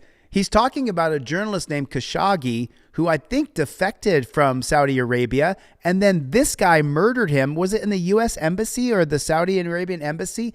They murdered Khashoggi, cut him up into pieces, stuck him in suitcases, and walked the suitcases out in front of Khashoggi's wife, who was sitting in the car. And he says, nobody liked that reporter. Nobody liked him. It's just such shit. Just such shit. $21 trillion, that I can tell you right now. As far as this gentleman is concerned, he's done a phenomenal job. You're mentioning somebody that was extremely controversial. A lot of people didn't like that gentleman that you're talking about. Oh, really? A lot of people didn't like him? him? Or didn't like him. Things happened, but he knew nothing about it. And we can leave it at that. You don't have to embarrass our guest by asking a question like that. Just ask Mr. President, you allow me to answer. You know, I feel painful about... So just so you know, he said he brought in $21 trillion. The GDP, the gross domestic product in America in 2023 was $27.36 trillion. So he's brought in $21 trillion. We've lost $1 trillion in tourism because Canadians won't come here. And now this answer that he says, she says, why should Americans trust you, to the Saudi prince? And listen to what he says. And then apply what you know about Israel and see if he makes sense here. Families of 9/11 in America, but we have to focus on reality based on CIA documents and based on a lot of documents that Osama bin Laden used Saudi people at that event for one main purpose, is to destroy this relation, to destroy the American-Saudi relation. That's the purpose. So he's saying that they use Saudi people to destroy the U.S.-Saudi relations, and people are accusing Israel of MK Ultra-ing those Saudi guys who were not real bright, and using them is what the accusation actually is. Purpose of 9/11. So whoever buying that means they are helping Osama bin Laden's purpose of destroying this relation. He knows that strong relation between America and Saudi Arabia is bad for extremism, it's bad for terrorism, and we have to approve him wrong and to build our relation, continue developing our relation. It's critical in the safety of the world. It's critical against extremism and terrorism. About the journalists, it's really painful to hear, anyone that been losing his life for, no real purpose or nothing illegal way, and it's been painful for us in Saudi Arabia. We've did all the right steps of politically correct. But we have some great names. Steve, let's talk to him. They treated him. He sends drugs into the United States and other things. He gave me none, zero, no money to me. But I don't know. It goes on and on. It's an absolute embarrassment. We're the hottest country in the world. No, we're not. We're feared all over the world. Everybody's watching what our own people dressed up like G.I. Joe loser running roughshod over people who've not committed crimes. And here's the one where he calls a reporter Miss Piggy. Calls her head of Harvard with respect to all of those people that he knew, including J.P. Morgan Chase. Sir, yeah, Jennifer, go ahead. Go ahead. Incriminating in the file, Venezuela, sir. Why acting as a quiet, Piggy. Mr. President? He just said quiet, Piggy. What did Jeffrey Epstein mean in his emails when he said you knew about the girls? know nothing about that. They would have announced that a long time ago. It's really, what did he mean when he spent all the time with Bill Clinton, with the president of Harvard, who you know who that is, Summers, Larry Summers, whatever his name is. And Larry Summers just resigned today from one of the boards that he's on because Larry Summers is a pederast, just like the rest of them. I can call it out. I have no problem saying it, but I just want you to hear this part. Sir, if there's nothing incriminating in the file,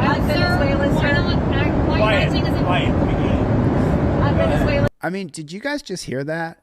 This is the leader of America answering a reporter. That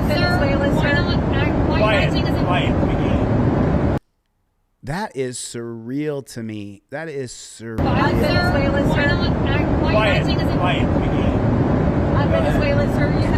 Could you imagine the leader of the free world, or we're supposed to be the free world, looking at you and saying, quiet, quiet, piggy? That is insane to me. Just disgusting, dude. Just disgusting. It's just our country is just so screwed up.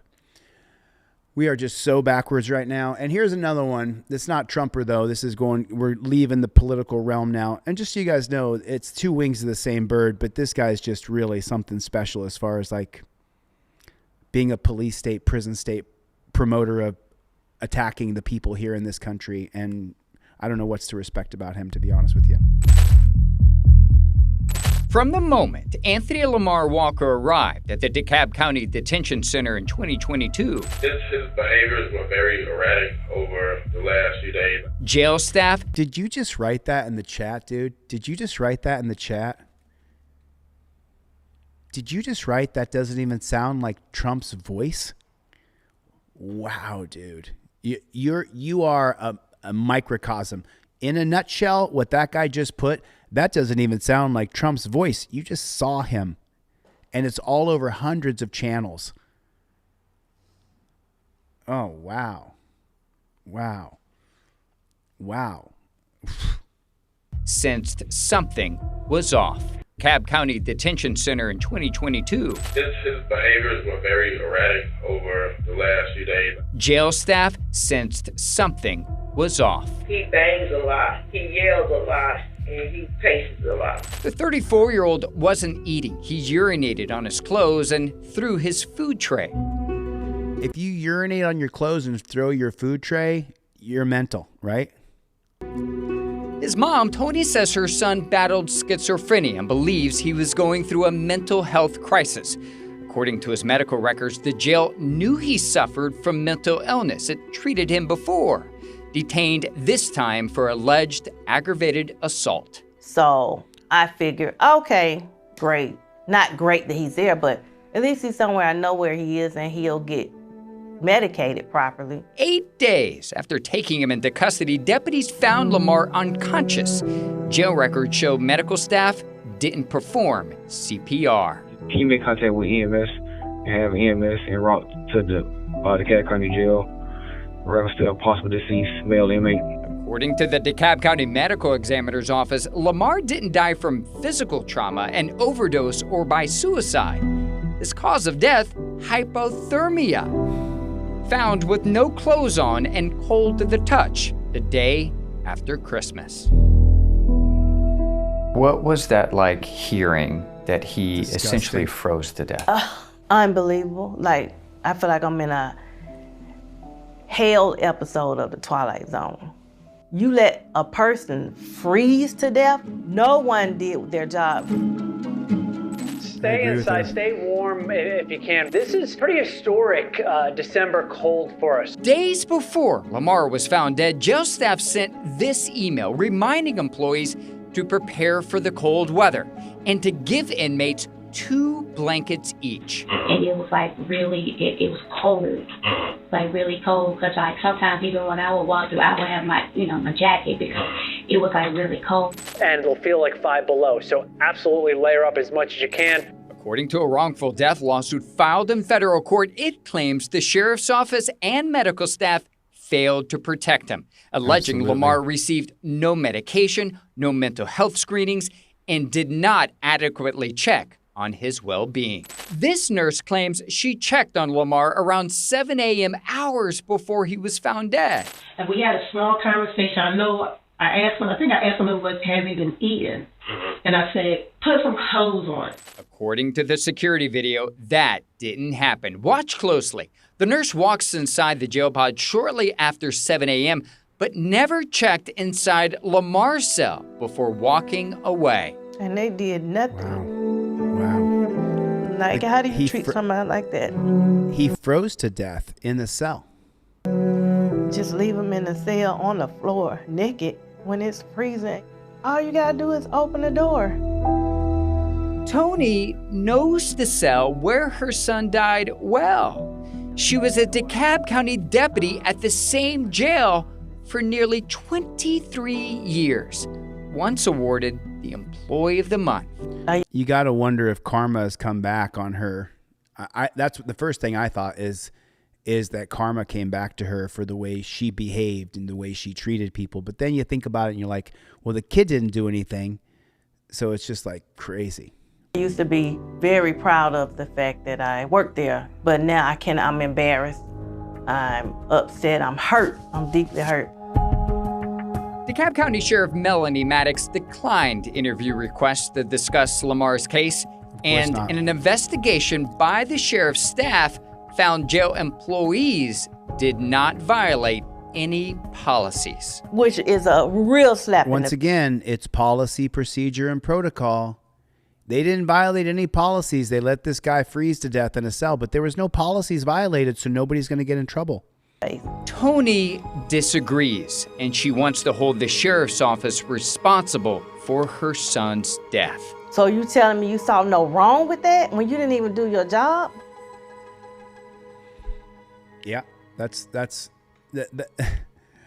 and where'd they take him? They took him to a dungeon where there's a bunch of executioners and dungeon masters. Nobody cared about this guy, and he died.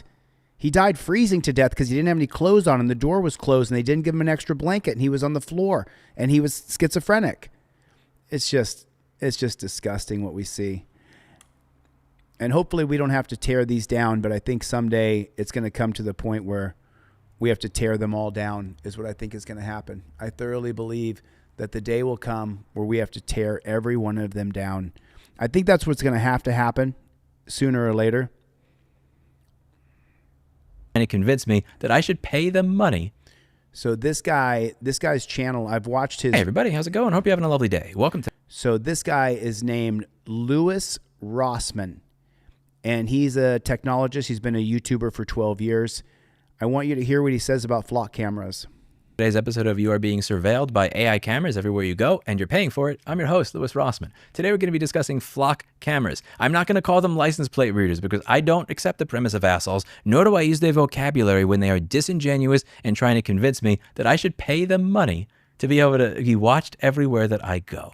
I got access to an email that I don't think was supposed to go to the person that it was sent to, and it was making arguments for why there should be AI-powered surveillance cameras that are installed all over the city that we pay for that are, and just no. I'm going to dig into this. I'm going to go through what these cameras are, what they're capable of, and why you should want them the fuck out of your city. This argument going back and forth is in Iowa, but I've heard the exact same shit said for these cameras getting installed virtually everywhere. It's the same line of argumentation, and I want you to tell me if you feel like it hits a nerve. Our police chief needs our support to allow license plate readers. The left ACLU... They are not license plate readers. They are AI tracking devices. Claims it is an invasion of privacy. They had a group at the last council meeting against this and a petition. I have a petition to be signed. I will be at the next council meeting. This is a great way to keep bad guys out of our town. I appreciate any help from your friends can provide by speaking at our next council meeting in favor and in support of these. There have been anti-camera protesters who have appeared at past council meetings, and the council needs to hear pro-camera citizens to come into our next council meeting to speak in support of these cameras. Here are some bullet points. These cameras are not facial recognition cameras, and they only look at license plates and vehicle features.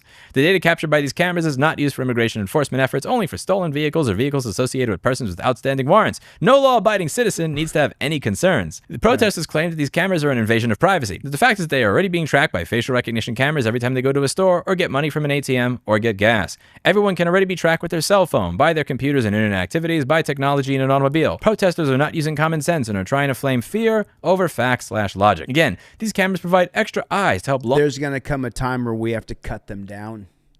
The time will come. It's going to come very soon, sooner than you think.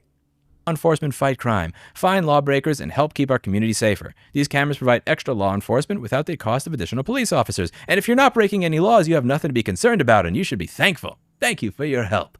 This is the most disingenuous pile of shit I've ever seen. It is fairly late. It's about 1:30 in the morning, so I'm going to be reading the reply that I have set up that I would like to be able to read if I'm asked to speak at the next city council meeting. What is this thing? This is an AI surveillance camera. That's what this is. AI-powered surveillance cameras that you're paying for. Why do I call it an AI-powered surveillance camera instead of a license plate reader like everybody else? Good question. When you take a look at their own marketing materials on their website from flocksafety.com, it says, and I quote, "No plate, no problem. No plate, no problem. We can still put a fingerprint on your car and follow you around. We're going to get the wrong car a lot of the times, but hey, we're going to test this for 10 or 20 years, and you're going to be the subject of that testing."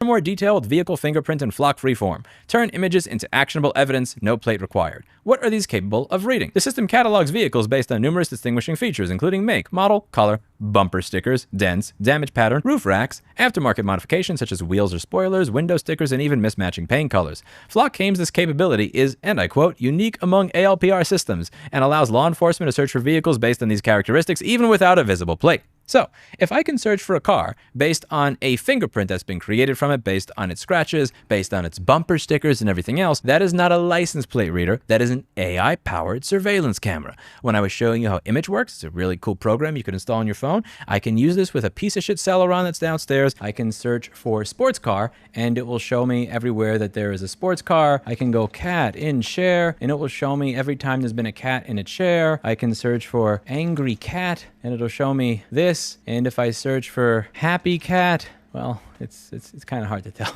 The difference between something being able to read a license plate or a face or the picture of a beautiful kitty is the type of prompt that you use and the model that is loaded. And if I want to change the model that Image is using, it's as simple as 3 clicks. And it's likely as simple as that for this. It's not a license plate reader. It's an AI surveillance camera. And if we're going to have an honest conversation, we have to call them what they are. I do not accept the premise of assholes, nor do I allow them to dictate the vocabulary that I will use when describing what it is we're arguing about. Remember the they, them, what are your pronouns? He, him, her, she, right? That was controlling the way that we think, and now there's a backlash against trans people because they were the victim of radicalized speech control. And the idea that if you don't call they, them, and that put a backlash against trans people.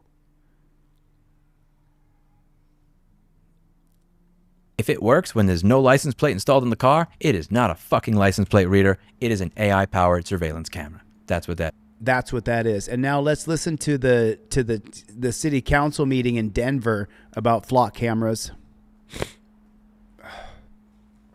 Forgive me. Still battling this damn cold. It's miserable. Oh, shoot. I didn't grab the link. I apologize. I'm a little slower today than I usually am because I'm on these meds trying to get better. Hey, guys. My name's John McKinney.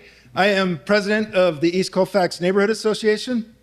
And, wow, when I ran for president of our neighborhood association, I was going to advocate for some sidewalks.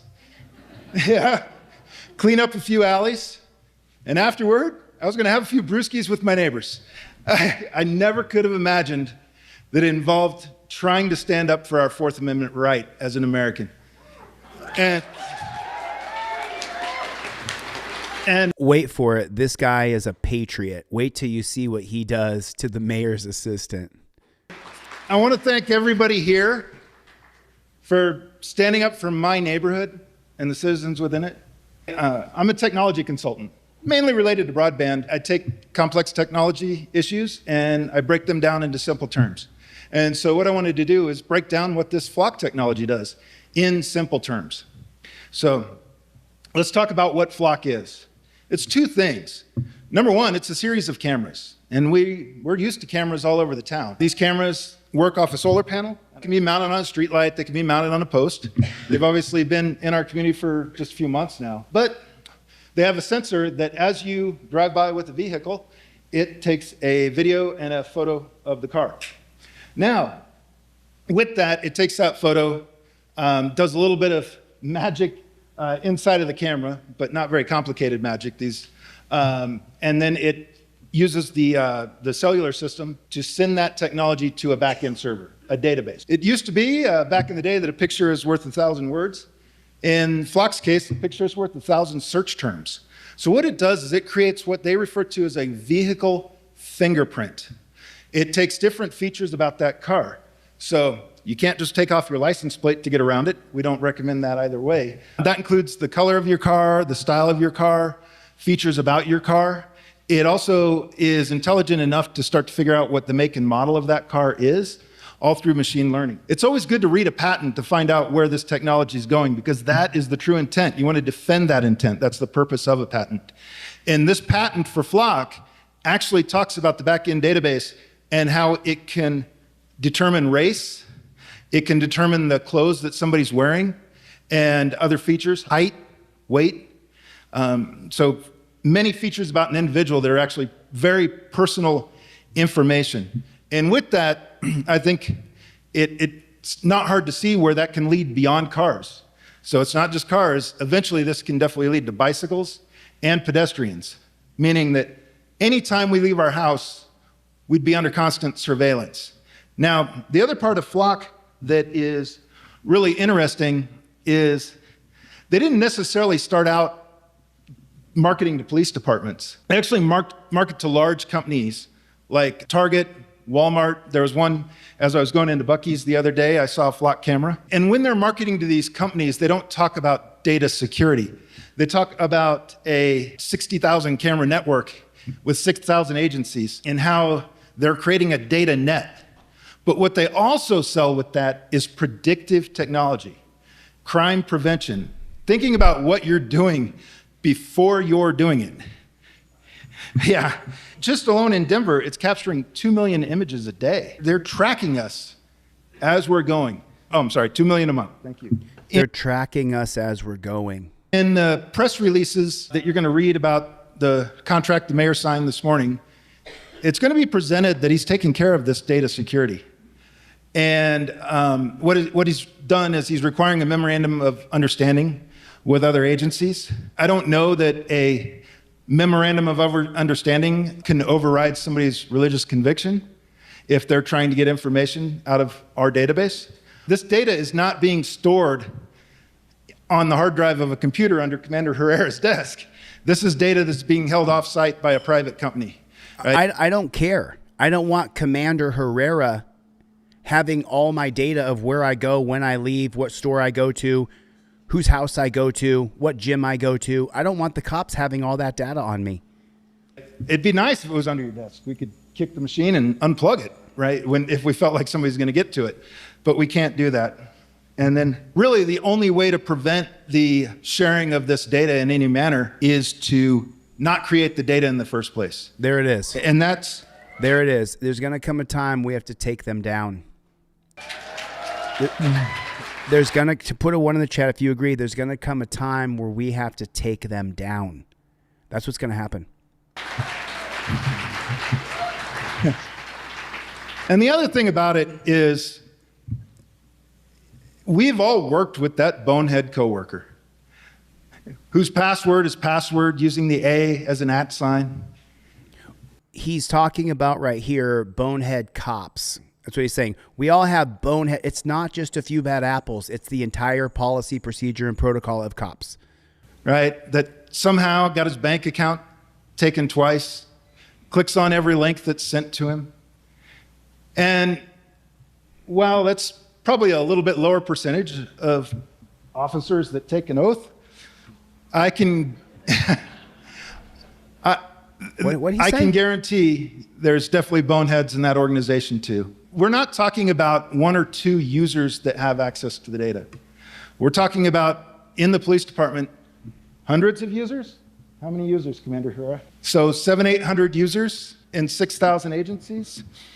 That's our police. Well, no, but yeah, your police, yeah, the Denver police, 800 users.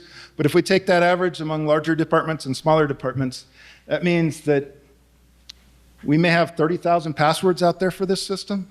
Why does he make preferential respect to the Denver Police Department and Commander Herrera?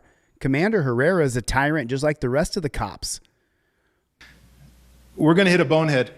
We're going to hit a bonehead. They're going to lose the password, or they're going to make a bad decision and share data, even though maybe the mayors between the two cities have signed a memorandum of understanding with each other. So also want to talk about additional data that is surveilling us. There's a technology called DFR, or Drone as First Responder. Simply That's put, right, what James. that is it's a box, maybe about the dimensions of this podium that stands about that tall, that you would put in a public place, plug it in, and then when the police are dispatched to a scene, it hovers above the scene and can read license plates and that. Now, on the surface, that actually sounds like a really cool technology. I'd like an officer that's going into the scene to maybe have a little guidance. Anybody that plays a video game knows that sometimes it's kind of good to go to that third-person view. So we can definitely understand why they would want that technology. On the other hand, if you're not willing to be open and transparent about all the technology that we're using, how can we be sure that you're not going to take that drone and fly over a protest and find out all the cars that are around that protest, and maybe not go arrest them tomorrow, but just throw the name on the list. Make a list. Right? Start keeping a little bit of a social credit score. Well, right, because you went to a protest in Denver, and now Commander Herrera, who he praised, Commander Herrera has a list of people who protest the police. The police would never target you for protesting them, would they? Believe that that's the intention of Mayor Johnston or the Denver police. I would question, why would you want to build the infrastructure that makes it possible? Exactly. Exactly. Oh yeah, Rat Boy Ninja. That's exactly correct. In addition, one of the other technologies is a technology called ShotSpotter, and it waits for something that has a sound signature of a gunshot, and it pinpoints where that occurs using microphones throughout the city. However, as people have started exploring the limits of this technology, we're starting to hear about it being turned on just to kind of record for maybe a fight going on, or possibly... So it was called ShotSpider. That's the name of the technology, where if the ShotSpider sound AI hears a gunshot, it can triangulate through the different listening devices they've put up all over the city to find out where that gunshot came from. But now they're just turning on the ShotSpider and just listening. Even conversations. We don't believe that's the current intent for this technology, but why are we putting in infrastructure that makes it possible? And why are we doing it with our tax dollars, right?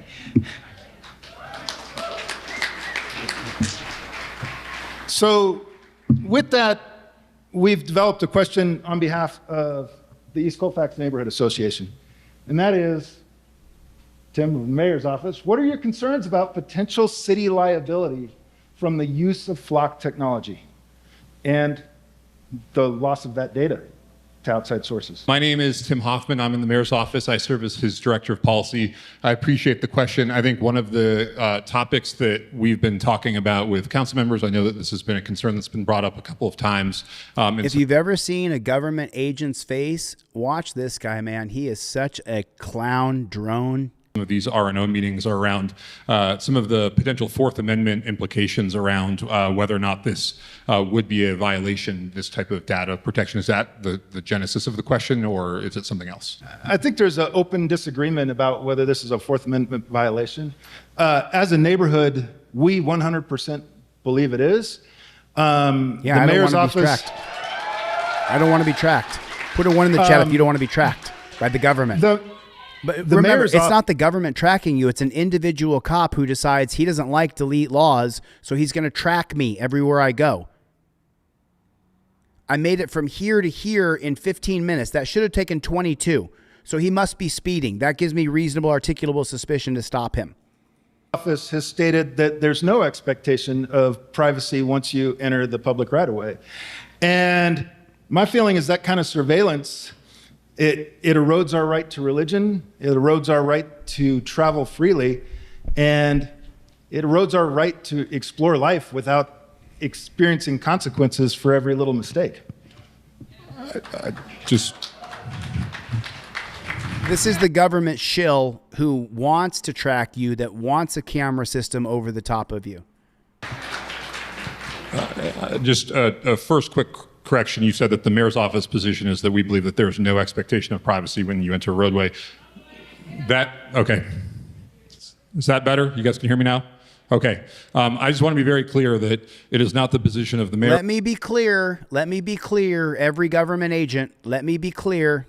Or the mayor's office that you have no expectation of privacy when you enter a roadway. What he is referring to...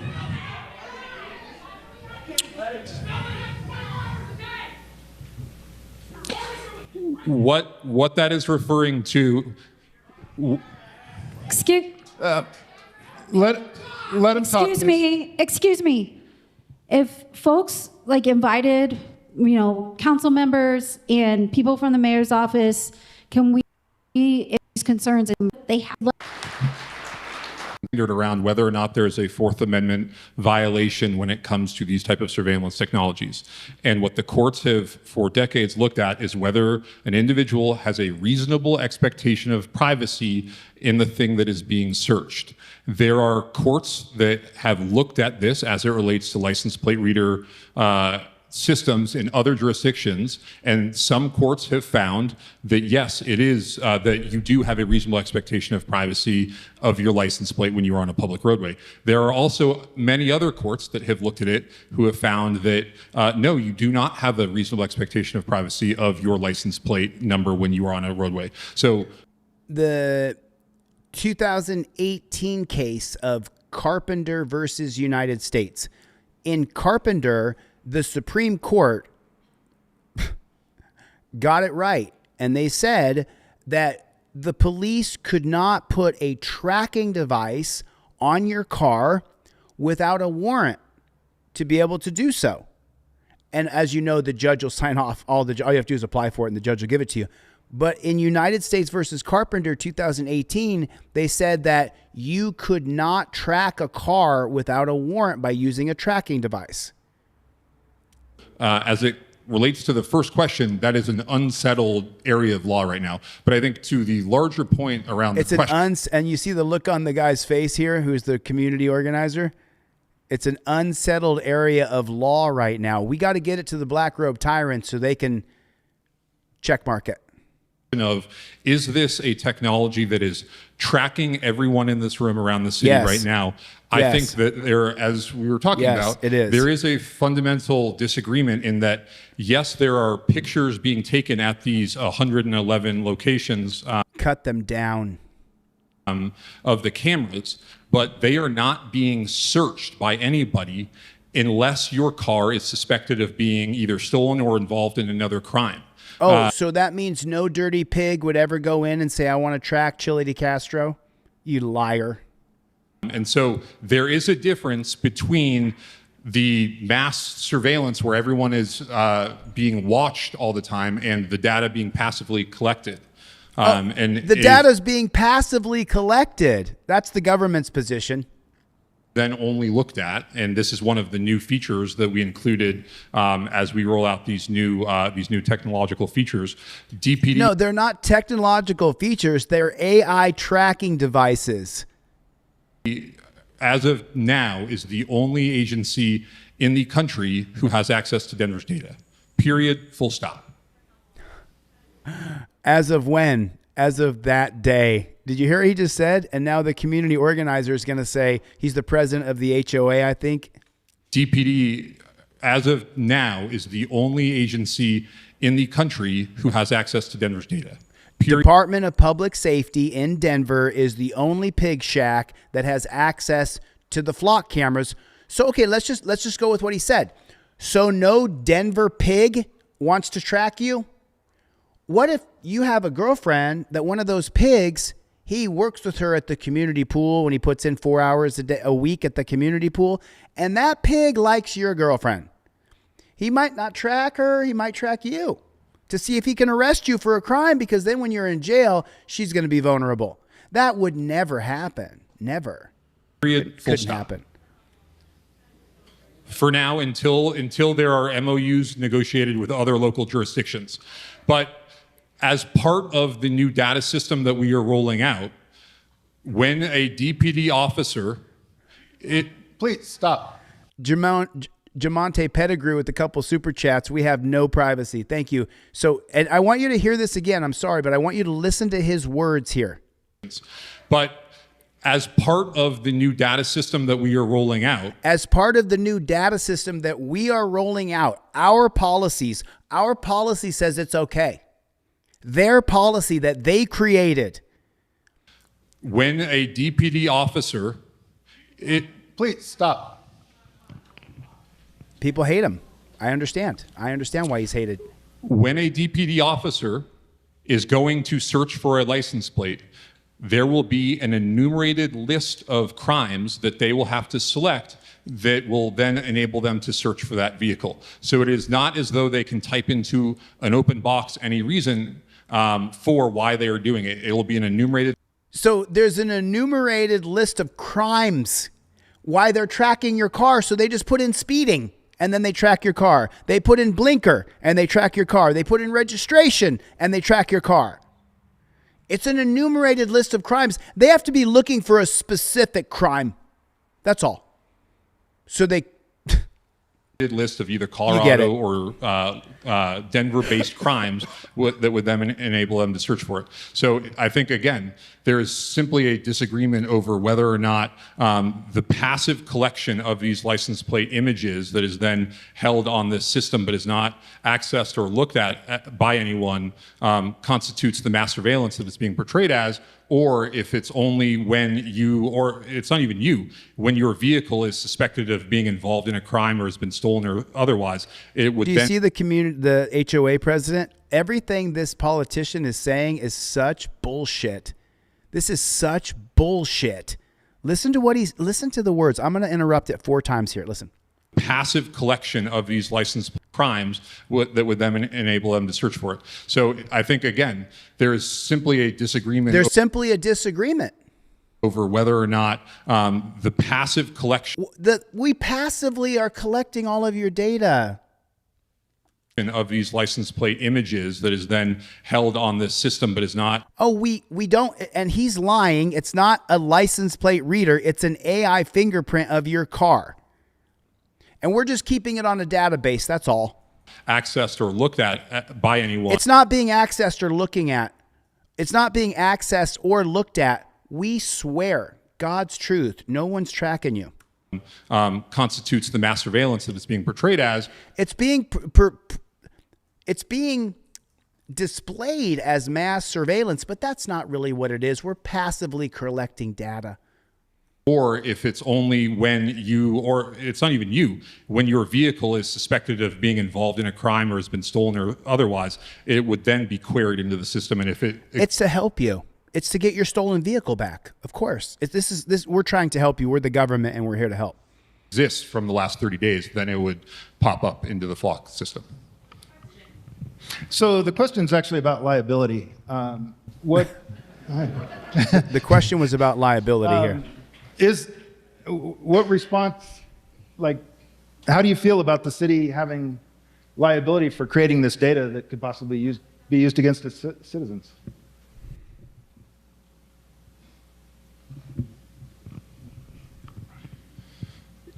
Can you say a little bit more about what you mean by used against the citizens?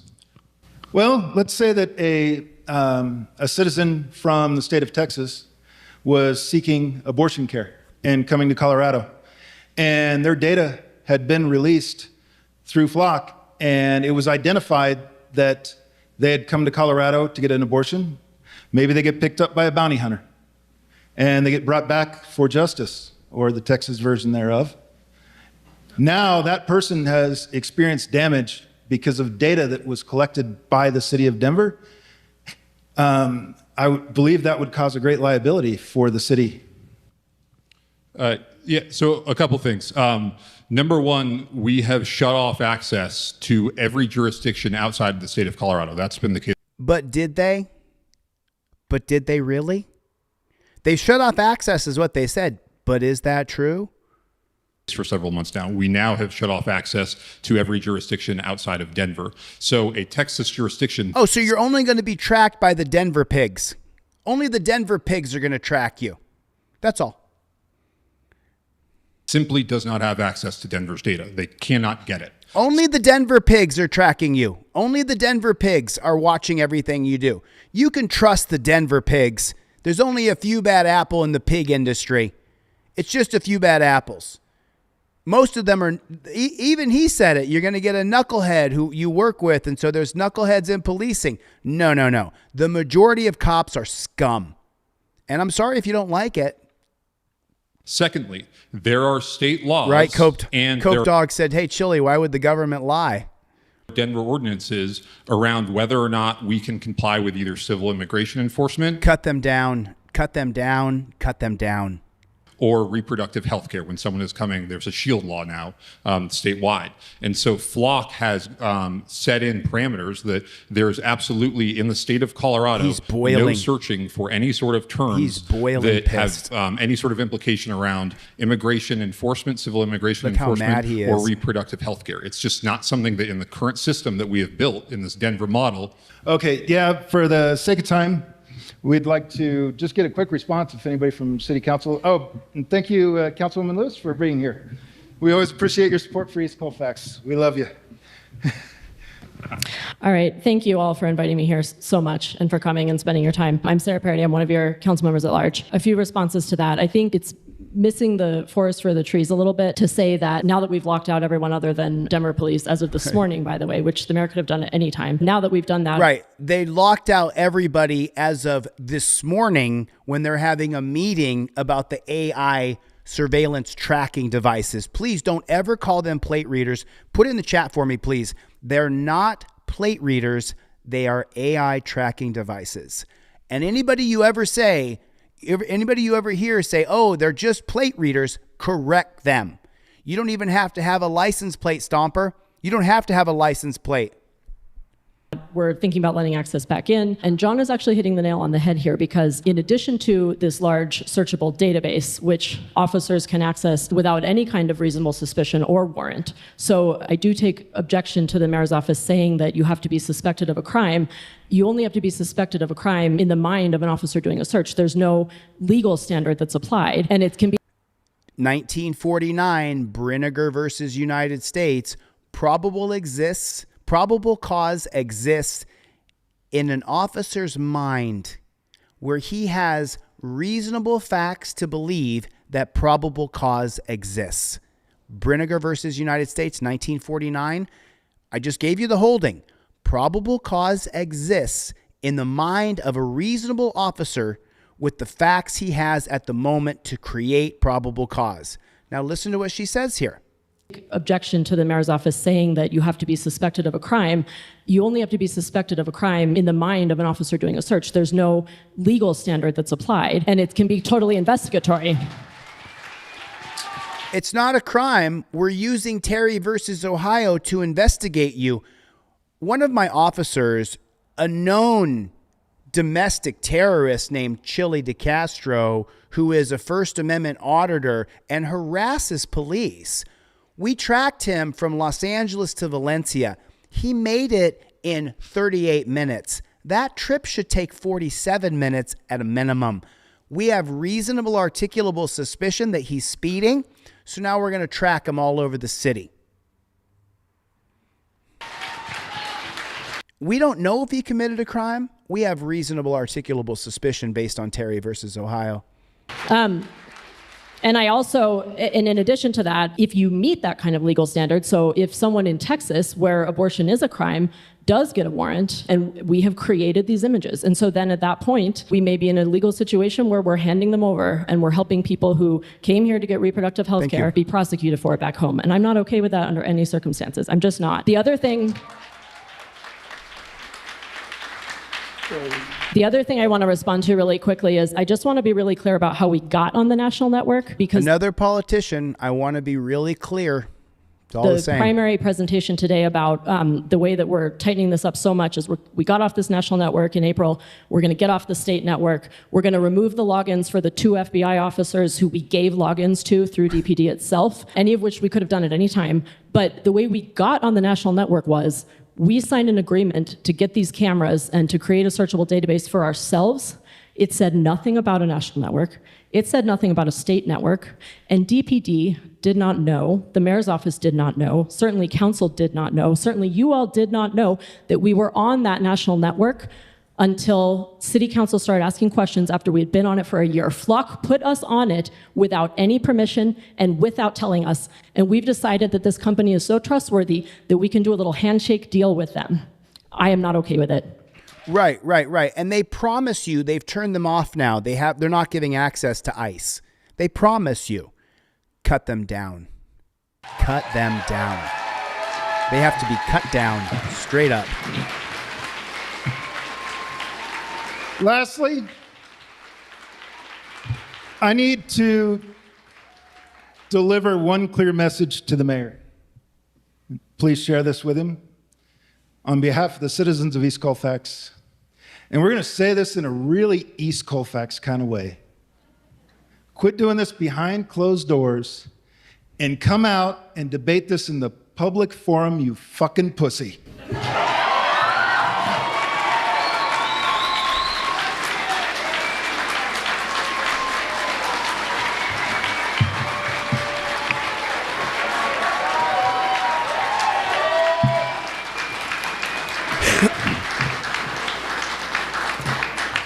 Thank you, John.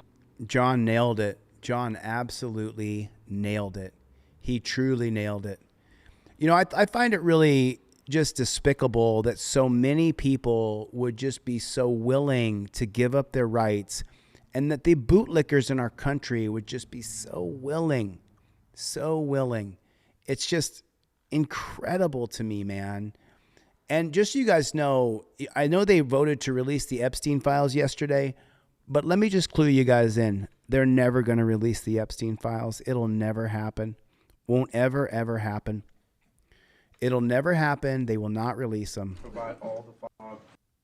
So, reporter, will you release all the files within 30 days? Bondi will continue to follow the law.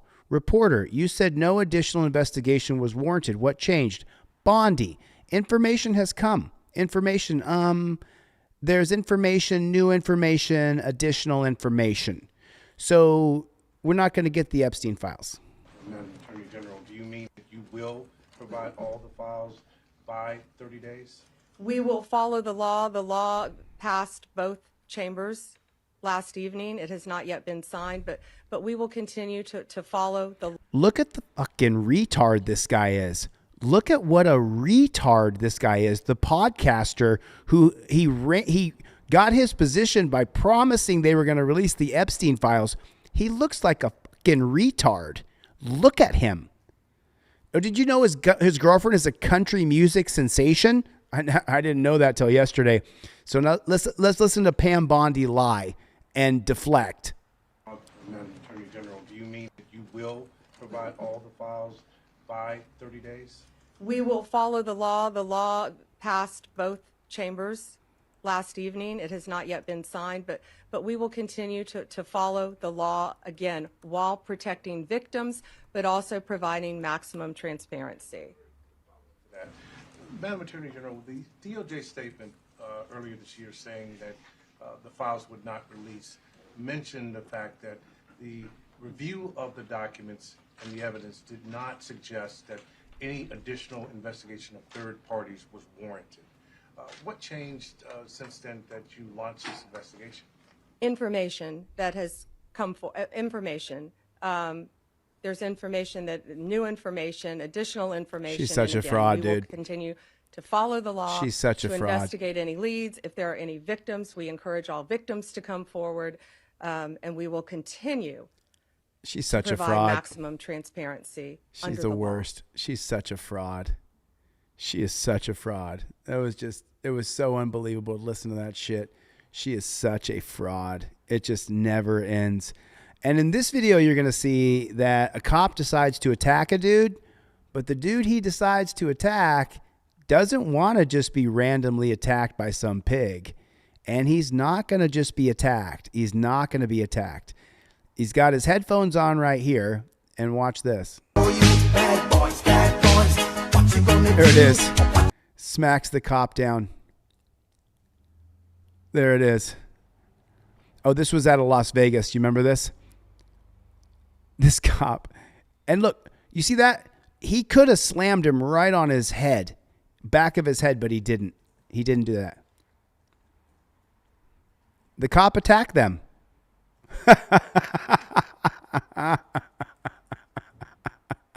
Sorry. Let me tell you what I laughed about. Not that part. Here's what I laughed about. This right here. Watch him. Watch the copper. He went like this and lowered this arm all the way down. I'm sorry.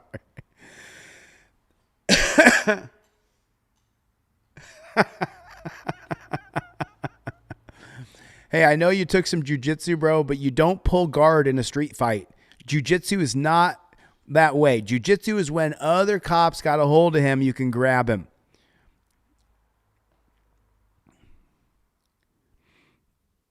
And the citizens come and save the copper. The citizens come and save the copper. Nobody. I mean, wow. Ugh. It's just so disgusting. It's never ending. Oh yeah, I want to show you guys this. This is super important that you hear this. So they want to beat that cop up because the cop attacked him. I saw this video. I remember seeing it. But I want you to listen to this woman.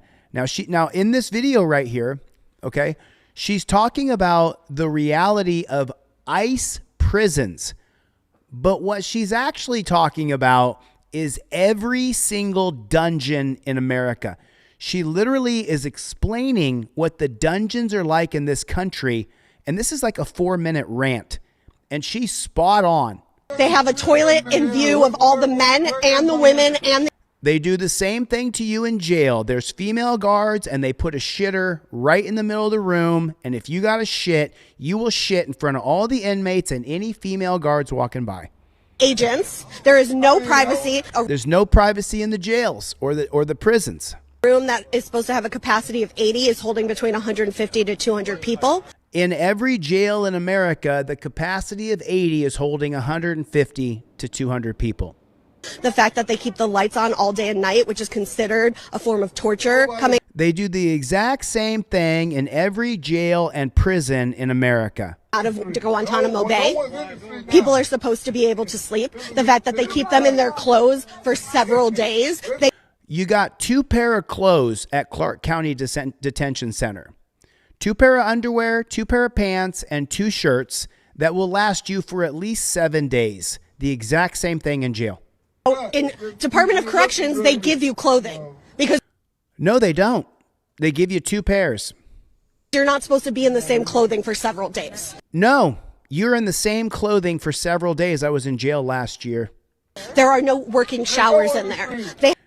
You don't get access to the shower except for during certain little slots of time. And if you're not in with the black gang or the Mexican gang or the white gang and you're independent, as I was, you may not get to use the phone or the shower. Now, fortunately, I'm a known civil rights activist, so I got deference from the blacks and the Mexicans in jail. They have no blankets, no pillows. They are using aluminum. There's no pillows in jail. Actually, that's not true. I did get an air pillow about a month in, which was great. I was so grateful. Blankets that some of them get, right? And then when someone leaves, all of a sudden they can use their blanket. And shout out to my boy Juanito. My 4th week in jail, the blanket that I got was tattered. Juanito was arrested for not having a driver's license on him when he was pulled over. They took Juanito's 2 breeding dogs, one a Chihuahua, one a French Bulldog, and they spayed and neutered his 2 dogs that were breeding dogs. And his crime was that he didn't have his driver's license on him.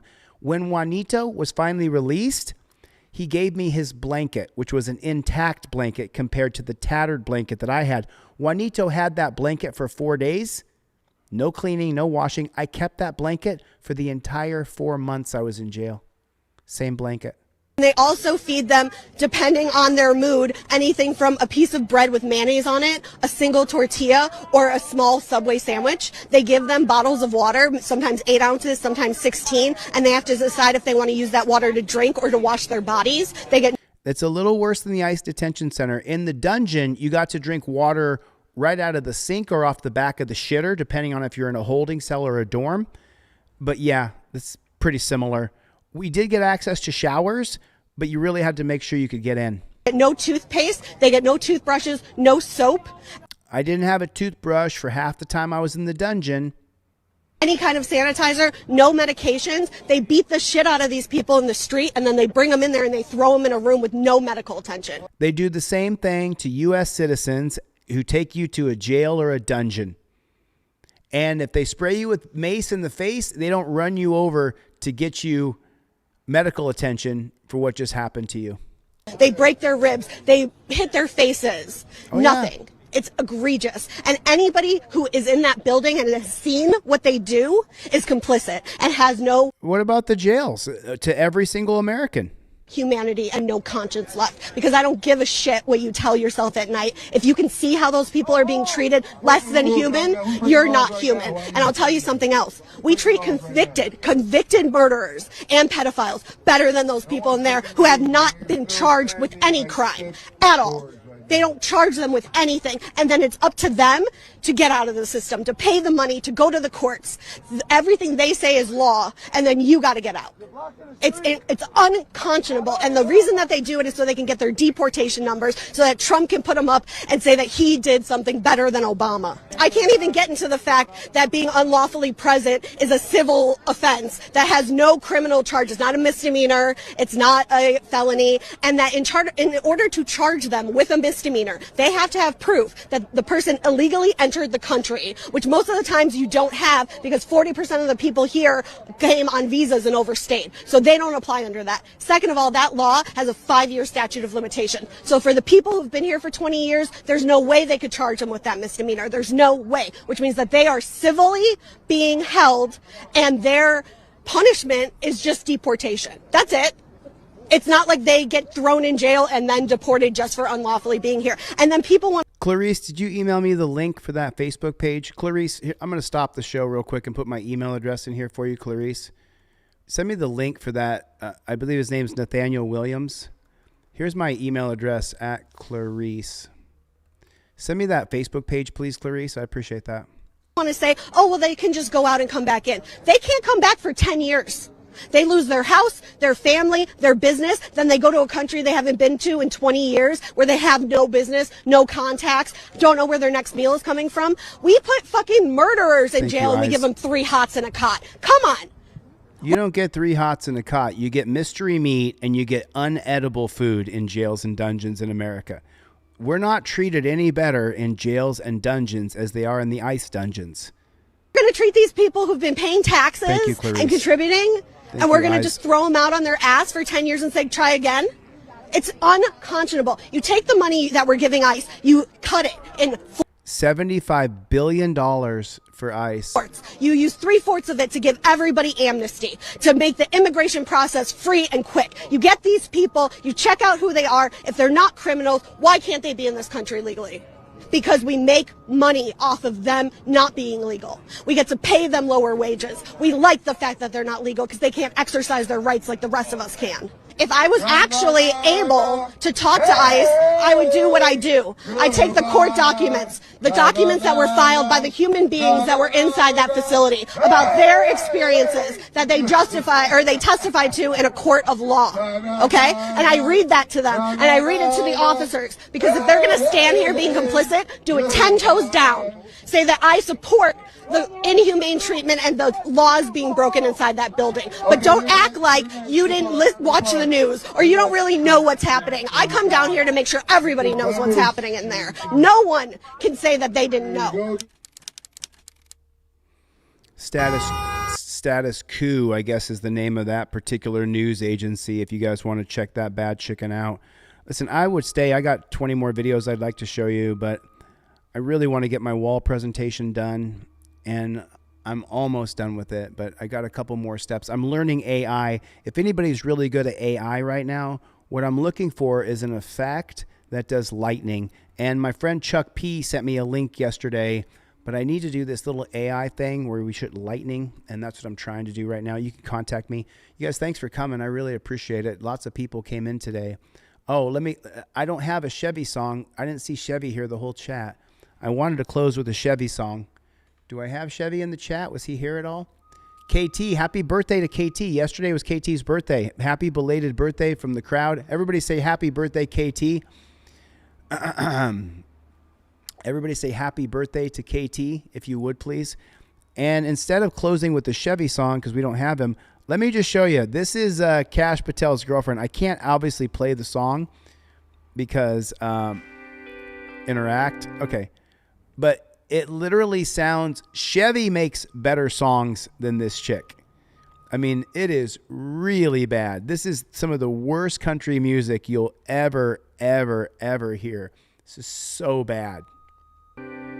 I can't play the song. Stand official. It says, and her name is Alexis Wilkins, and she has 7,000 subscribers, 92,000 views. I guess she wants to be a country music star. So all she does is, I mean, number one, she's Israeli. Number two, it literally sounds like AI. And she's sitting here singing, and I'm sorry, but the answer is no. The answer is absolutely not. No way, no how, not interested, not listening. Anyway, Eyes of the Awakened, Clarice, thanks for coming, you guys. Eddie Moore. Eddie, keep coming back, man. Yeah, I agree with that statement. Omega Aider, happy birthday, KT.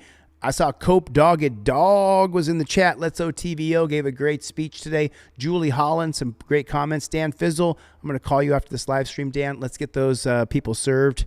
And then who else we got in here? Jennifer Hill was in here today. Michael Dolan was in here today. Good to see you, Michael Dolan. Yep. Matthew Reardon, shout out to him. I hope he's doing okay. James Forbes. Thanks, Jamonte, for the super chats. Thanks for the memberships. I really appreciate it. We don't stop. Good to see you, Texas 3. Thanks for coming by. Kevin K. Always good to. Sunday was here. Right on. Eyes of the Awakened. Can't wait to get into my email and check some things out. I got a video where the cops shot this guy in his house. I just got it yesterday from Casey. I will reach back out to her. Greg, Mikey, Bruce. I didn't see Mikey. Hopefully I emailed him. Hopefully he comes back. He got in a political fight the other day. And anyway, I hope it works out. All right, I got to go. What's the matter, you? Thanks for coming to my TED Talk. Oh, is that right? I'm cooked. I see it. What's the matter, you? Now I see it. Let's do it tomorrow. I'm cooked, dude. Chevy, I love you, buddy. I'm sorry you weren't here today. I think you were in the studio making music. I got to get the flock out of here. Thanks for coming to my TED Talk. I'll see you guys on the next one. Later, Gators.